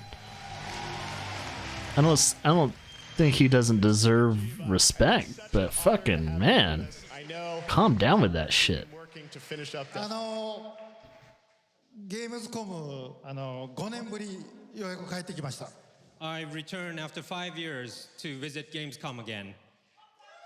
It's great to have you back, and everyone's going crazy. Look at the selfies happening here live. デスストランディングですね、今、追い込みのすごい忙しい時期で、本当は現場を離れるのは良くないんですけども、皆さんに会いたいので、頑張ってきました。 Death Stranding is in the final, really crunch time of development stage, and I shouldn't actually be here, but I really wanted to meet you all, so I came to Germany. Mr. Kojima. He got paid for it. Which is so amazing.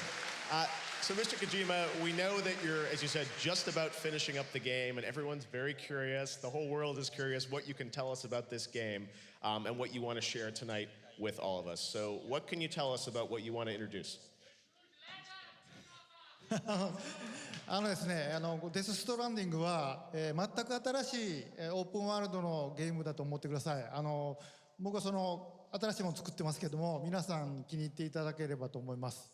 Death Stranding is a totally new game. It's an open world game, and it's very, very new, and I hope that everyone will like it. で今日はですね、コミコンでハートマンのキャラ紹介をして評判が良かったので、キャラクターの紹介映像をちょっと見せたいと思います。So, since it was quite popular to show a new character at Comic-Con, today I would like to introduce more new characters today. はい、まずどうぞ。はい。Let's look at the first one. Okay, let's take a look at the first character from Mr. Kojima.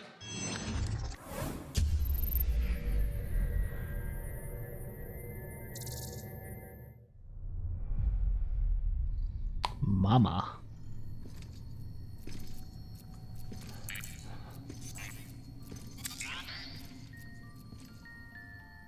Oh.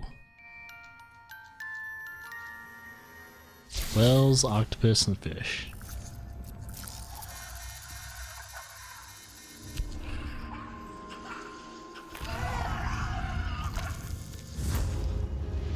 It's not creepy at all. Don't worry, Sam. She doesn't fight. Glad you made it.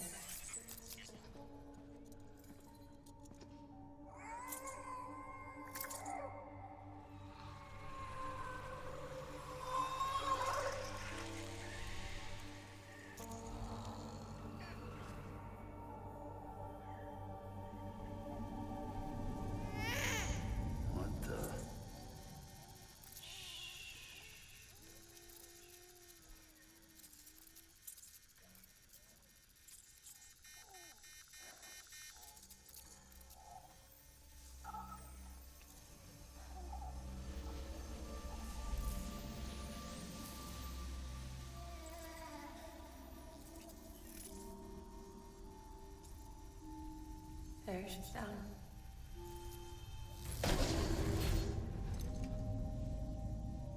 Even though she can't drink it, my body keeps making it. Going through the motions really helps with the soreness, though. What is she? She's my daughter. And I'm her mama. It's okay. She's only connected to me. It's not like the other BTs. You can see it, right? You're hooked up.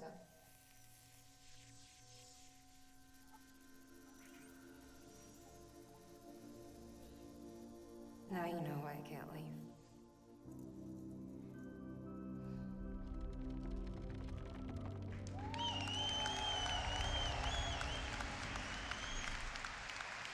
Yeah, just something to confuse everyone else. Confuse even more people. ママの登場シーンです、これは。That was kind of the introduction scene of Mama, played by Miss Margaret Qualley. デス・ストランディングにはすごくユニークなキャラがいっぱい登場して、メインストーリーの他に各キャラクターの伏線がいっぱい絡み合って出来上がっているお話です。So there are a lot of characters appear in Death Stranding, and each unique character has like a sub-story from apart from the main story. で、ママは、お腹の赤ちゃんがこの世に生まれずあの世に生まれて、あの世にいる赤ちゃんとへその緒でつながって一緒に暮らしているっていう設定のキャラです。So Mama's setting is that her baby was born unfortunately on the other side and not in her world. So, but however, they are still connected by the umbilical cord. So that's why she can't. That's how they kind of exist. 自分の、死んだ赤ちゃんと死の世界でつながってそこから動けないというちょっとかわいそうな悲しいキャラクターです。So she has a sad background where she can't move because her baby is actually on the other side and she's on the real world and they're still connected. That's why she can't move from that location. はい、ではもう次行きましょう。I have another one to see. Show Another you. one? Okay, let's check it out. We got a lot of stuff for you. All right. Another character. World premiere. Take a shot. Bridge Baby and Dead Man. Dead Man, you there? Little help? Okay, Sam. It's Del Toro's character. To that incubator.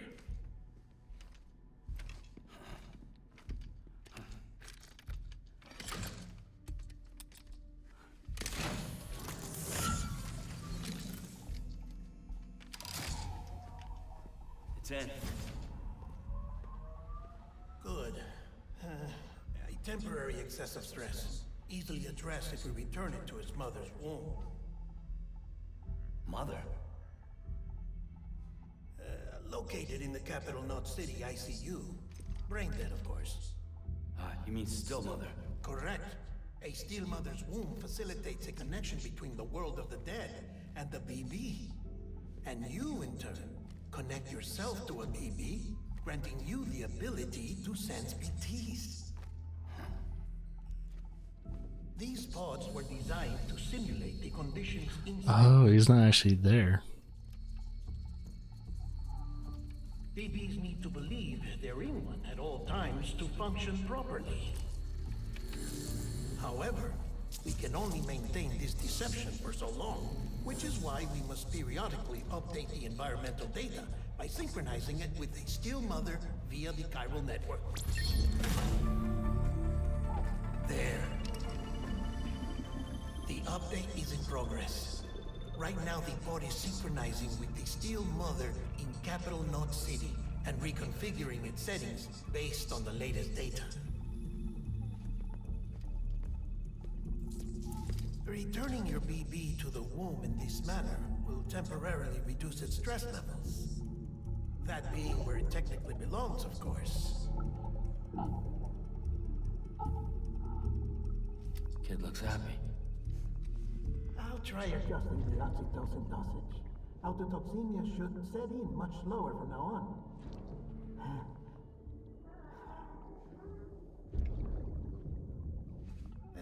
You should remember that BBs are just equipment. Try not to get attached. Each one has been physically removed from its still mother's womb. A process that renders them unpredictable and prone to failure.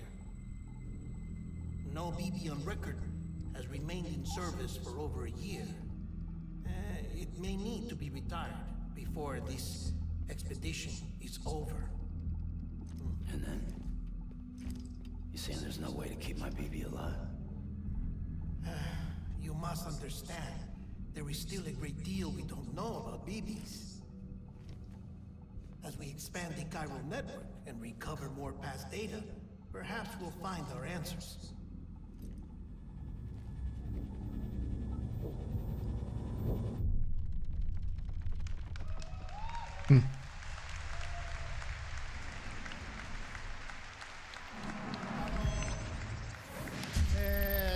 Deadman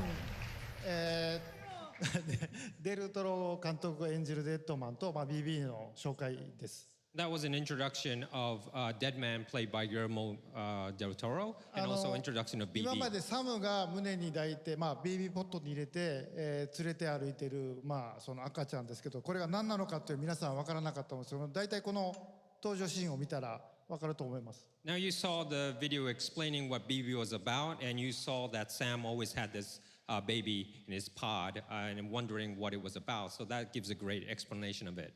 あの世とつながった BB とサムがつながることで BT が見える。でただ彼はこっちの世界に帰ってこれないというすごい悲しい設定ですね。So it's again another kind of a sad story that Sam has with the BB, because the BB is connected to the world of the dead, and that allows the connection between BB and Sam so that the Sam could see the BTs. で皆さんはサムとなって BB と共に、旅を続けるっていうことなんで。BB とサムの関係っていうのもストーリーの肝になります。So you will kind of have this journey with the baby together, and you will have attachment and more connection, and that will be the part of the gameplay. Wow. Well, it's pretty amazing to see the level that you're thinking of the two worlds, everything coming together. It's amazing. Well, Mr. Kojima, I think everyone here is excited to see characters, but I don't know about you, but wouldn't you want to see some gameplay of Death Stranding? Gameplay. Time for that, right? ですね、ゲームプレイは TGS で見せようかなと思ってました。I'm kind of thinking of showing the gameplay at Tokyo Game Show. なんですけど、ジェフがこんだけ言うんで皆さんもこんなに熱いんで、ちょっとだけお見せします。Jeff, since it's Jeff's show and everyone's so excited, I would like to show you just a little bit of it. ヒントにはなると思いますね。It'll be kind of a hint to you as well. で、ゲームプレイちょっとだけお見せしますけど、さらに驚くべきスターが登場します。And of course, there'll be a little gameplay that I would like to show you next, but there'll be a kind of a star that will come out. Make sure you catch that star that appears. Star? じゃあ皆さん一緒に見ましょう。 Let's look at it together. All right, here we go. The first gameplay, Death Stranding. Is that a hint that he's going to work on the next Resident Evil game too? So they have a wake up button.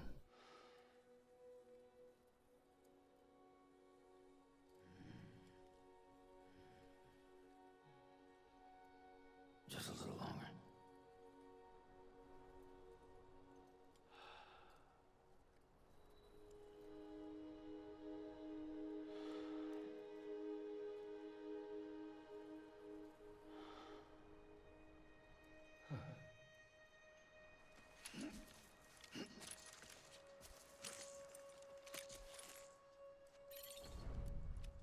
Let's get it moving. I would like to see like what the main objectives are and what you do throughout most of the game, if anything. Urinate. There's a urinary. He repositions himself from the actual camera. That's smart. Shit. Nothing in the tank. Wait, so you have to keep track of your urine? That's fucking insane. What is that? Mushroom?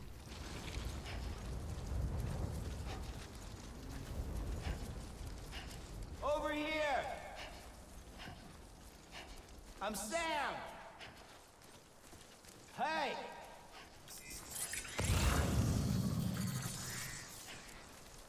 Where's Sam?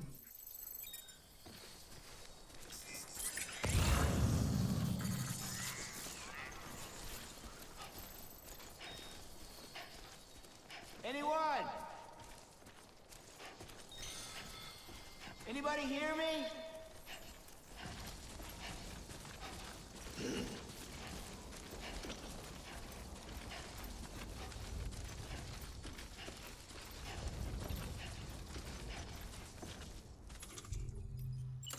And the ladder.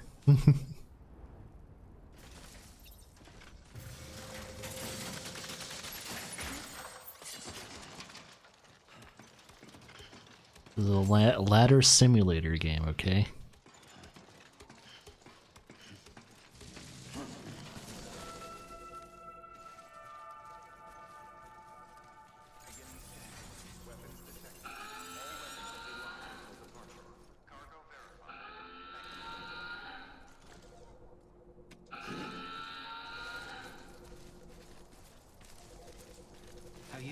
saying?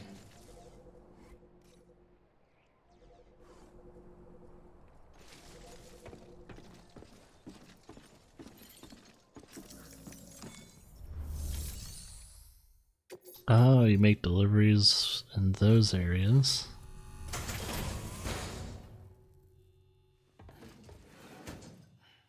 Delivering cargo. You the delivery dude? Oh, that's a relief. I've just about given up on you. Good job, man. Good job. Not that I'm surprised. I mean, you're you, right?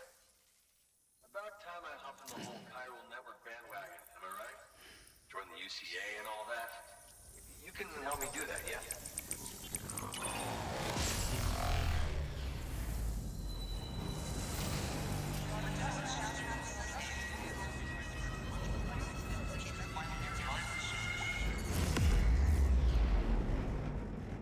Interesting.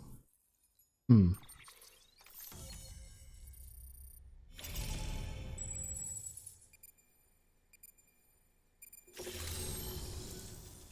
Thank you, Sam.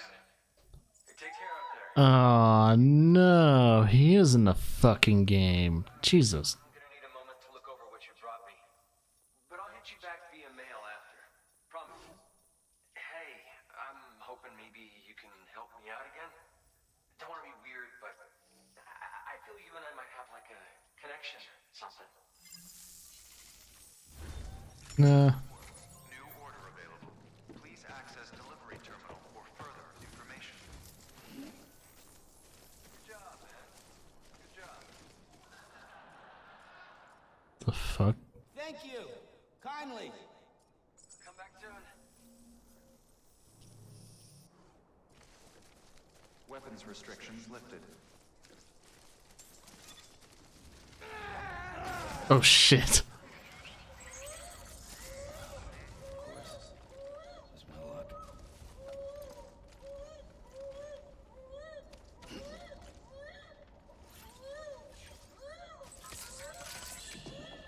This is okay. It's alright. I have to play Rockabye Baby. Someone's happy.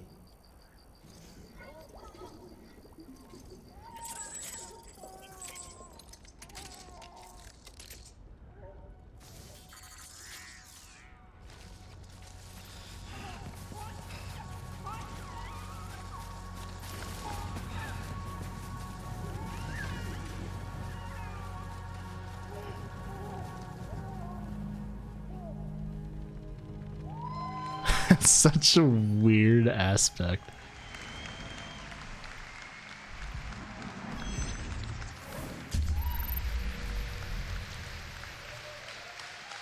I'm in the game! My worst nightmare has come to fruition that Jeff Keighley would be in a fucking video game. Different, but we asked Jeff to appear in our game as a cameo. Thank you. It was honored to be asked to be in the game. Matthew Mercer actually does the voice of the character that I play in the game, and I know there are a bunch of cameos in the game as well from friends of yours. Tell me a bit about the gameplay that we got to see there. I know it's a new style of game, and you've talked about the Strand genre, and I think it's very important for people to see. There are a lot of hints there about the type of game that you're going to allow people to play. まだちょっと言えないんですけど、皆さんサムとなって、分断された町と町。Yeah, I don't like Jeff Keighley at all. He's such an asshole.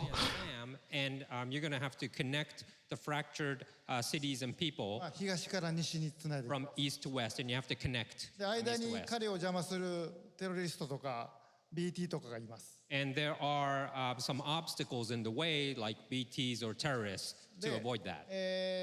その中にですね、一人で暮らしているジェフみたいな、プレッパーズというのがいまして。 And there are, along the way, you'll find people like living alone, like you saw Jeff. We call it preppers. で彼ら隠れて暮らしてるんで、メインストーリーにはあんまり関係ない人もいます。 There are actually kind of hiding, so some preppers don't really have to do with the main storyline. なんで、彼らを探して彼らと仲良くなればいいことが起こると。その一つの例が先ほどのビデオですね。So you might want to find these preppers along the way, and if you kind of get connected with them, you might have some good things that they provide you. で、世界をつないでいくんですけども、そのうちに世界中の皆さんがつながっているという、そういう仕組みのゲームです。その中身はまだ言えませんけど。So I can't really reveal too much, but when you start to connect like this in the game with preppers and others, you'll notice that you're kind of connected to the people worldwide. あと先ほどのデルトロ監督が出ているビデオで、BB が自家中毒になるっていうところがありましたけど、BB にストレスをかけると泣くので、そこであやすときに、先ほどのビデオは、プレイステーション4の、モーションセンサーのコントローラーで So in the video with Mr. Del Toro, he explained about the baby sometimes get self-poisoned. You saw in the gameplay as well when you kind of felt the baby is stressed. So what you do is you use the PlayStation 4's motion controller, sensitive controller, and you kind of like... 早く振ると怒るので but if you shake ゆっくりと優しく振って too ください fast, the baby will get angry. So make sure you kind of handle with care. あとですね、おしっこをしてましたけど、about the urine part, I have to say. 夜の深い時間なんでいいと思いますけど、 It's late enough to kind of discuss about that, right? 前を見ようとカメラを回しても、サムは絶対見せないです。 So if you're like try to move the camera and try to see what he's doing, Sam will move away, so you'll never see actually what he's doing. あと街中とか人がいるところではサムはおしっこしませんので。 And also there's an option where you cannot release yourself like that, ノーマンファンの方は安心してください。 like if people are near you. So don't worry, Norman fans, you won't have to be, you don't have to worry about that. Although I heard, is it true that that also can be a weapon though in the game? そうですね、武器にもなりますし、皆さんをつなぐキーにもなります。 So yes, it could be used as a weapon, but also it could kind of it will be a kind of one of the key, and you'll find out later. おしっこするとキノコが出ましたけど、みんなでおしっこをかけるといいことが起こります。 You saw the mushroom growing, so if everyone kind of does it at the same spot, you will have something good later on. まあそこにそれがゲームのあれではないですよ。肝ではない。Well, of course, that's not the main part of the game, okay? メインは世界をつないでいくっていう。The main part is to connect the world together. Wow. Well, I got to say, it's so amazing to get a little insight into your mind between those clips and the gameplay. I think everyone's trying to piece together how this all fits together. But it's amazing stuff. Now, I know we have some photos when I got this. It was a couple of years ago when you scanned me. You wouldn't even tell me what we were doing, but you're like, come down to San Diego. Sit here. They put dots on my face. They did the full scan. I was there the same day that Nicholas Winden-Refn did his scan as well. This was like, I think, September, October 2 years ago. And I didn't know what you were going to do with it. You're like, trust me, Jeff. I'm like, okay, sure. And then I find out I'm Luden's fan, right? Yes, 彼のとこ行って彼でいろいろこう仲良くなるといいものをくれたりするので。 So if you find him in the game and if you go to him and make the connection with him, he might give you something good. まあジェフは比較的見つけやすいところに隠れてるんで。Jeff is actually 発売してから楽しんでください。 apparent and you could find him easily. So when the game comes out, just look for Jeff. Well, I'm honored to have a little role with a cameo, and there'll be some other cameos, I'm I'll sure. probably never visit him. そうですね、まだ発表できませんけど、たくさんの方が隠れてます。 Yes, I can't really say who yet, but there are many people in cameos. Mr. Kojima, thank you so much for coming all this way to share a little bit more of Death Stranding with us. What do you guys think? Pretty insane, right? Hideo Kojima. There's so much there, and we don't have to wait long because you guys are on track for the game to come out this November, right? Excellent. All right, Mr. Kojima, thank you so much. The Sony booth and the signing session? Yes, that's right. And Mr. Kojima will also be doing a signing session here at Gamescom, right? And that'll be... one more thing, sorry. 今日ここで発表しなかった、サムが何をすべきか、プレイヤーが何をするかっていうのを簡単に分かるようなブリーフィングの映像もブースで流しますので。 At the Sony booth, you'll see more about like the briefing the reason why Sam has to do this, the briefing scenes, you'll see at the Sony booth from tomorrow. So if you have time, just stop by. で、それを見ると、先ほどのジェフのビデオがより分かりやすく。 And if you see that, you'll understand what you saw today with trying to find Jeff and things like that. So it will be, you'll get to be revealed more, and you'll be understanding what we saw today. Awesome. All right, so there's a briefing scene at the Sony booth. Mr. Kojima will also be doing a signing, and I can't tell you how much we all appreciate you coming all the way from Tokyo just as you're finishing the game, to be here for me, to be here for the fans. Give it up, Mr. Kojima. He's just finishing the game.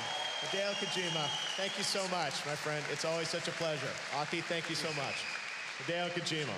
All right, guys, well, that's going to do it for our first ever Gamescom opening night live. Did you guys have fun? Not impressed. Really bored. I hate you. That's my thoughts. I want to thank all the developers. I want to thank Game and Cole Messi for giving us the opportunity to do this. I want to thank a lot of my team that came all the way over from Los Angeles to produce this with me. We will see you guys, of course, this December. The Game Awards will be back for our 5th anniversary live in Los Angeles. Much more information coming soon. We've got some pretty cool stuff to show you guys and some big that's another reason why I don't like enjoy Gamescom, Jeff guys. Keighley. He's a brown noser to no end. And we'll see you in December at the Game Awards. Good night. Do not like Jeff Keighley. I really hate that he has a cameo in Death Stranding, man. That is so fucking annoying to me. Jesus. Why? Why is that a thing?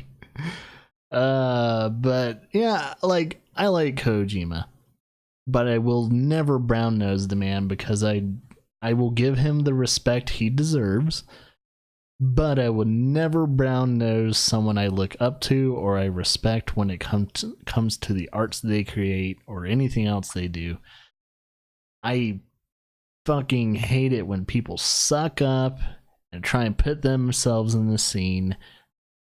Jeff Keighley is one of those people that suck up the people that they'll suck up to him on a purpose, because it gives them clout to become even more famous and have a little bit more power in the industry. And he's just, I don't know, just every time I've seen him on stage and all that, he's an arrogant prick.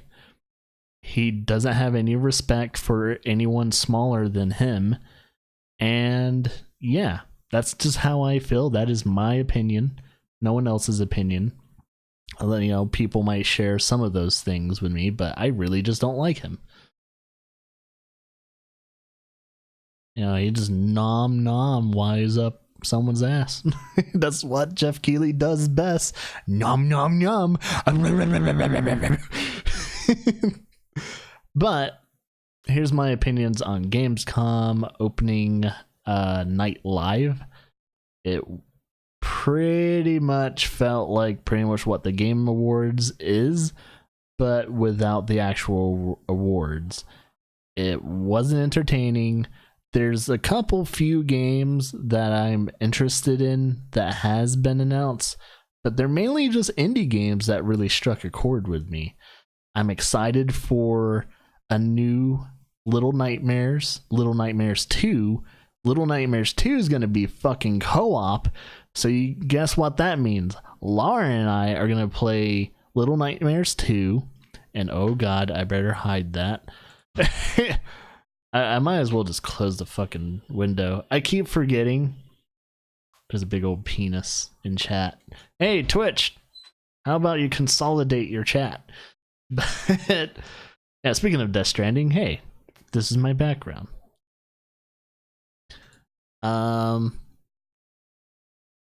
What was I doing? What was I talking about? Yeah, pretty much Gamescom.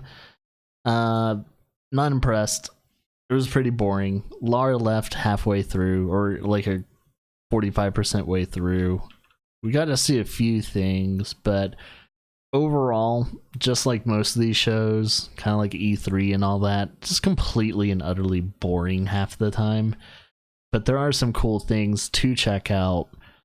But I'm getting to the point where I've covered so many things like this to where it's probably best to wait until a day after to just kind of pick and choose what you want to see instead of just watch a whole entire event. Because the only way I'm going to watch these events, if I'm not covering them, is if I see someone else cover it that I like, and I know that they're going to either make fun of it or something like that, because it just keeps it entertaining as it goes. I mean, I make fun of it because it's just my nature to make fun of stupid shit and boring ass conversations. This is my nature. Like, if I sound like an asshole, I am being an asshole at that point in time. But to be truthful, you kind of have to be when you have people like EA on the stage. You can't really be excited for games being released by publishers that are complete and utter garbage. And you just kind of have to throw in humor in order to balance out what is technically tragic. And that's the only way I can handle it. If I try and actually handle things that are announced by EA seriously, it's going to be a very depressing way of covering it. You kind of have to be, lighthearted and humorous and sarcastic. But with that said, that was Gamescom opening night live. That was that coverage. Gamescom, as you guys have heard thousands of times, while this was going on, is going on throughout the whole entire week. I will not be covering the whole entire week. I got playthroughs to do, and but we'll see if there's anything cool that comes out of it throughout the whole entire week. It's weird. Gamescom, it lasts a whole entire week, and it goes from Monday to, I think, Friday or Saturday or something like that, but it's a long event, and I just don't have the time for it. But hopefully you guys get something good out of it. I'm excited for Little Nightmares 2 and some of the other indie games, and of course Death Stranding, but I will try and do my best to avoid Jeff Keighley at all costs when it comes to Death Stranding. But yeah, that's my thoughts.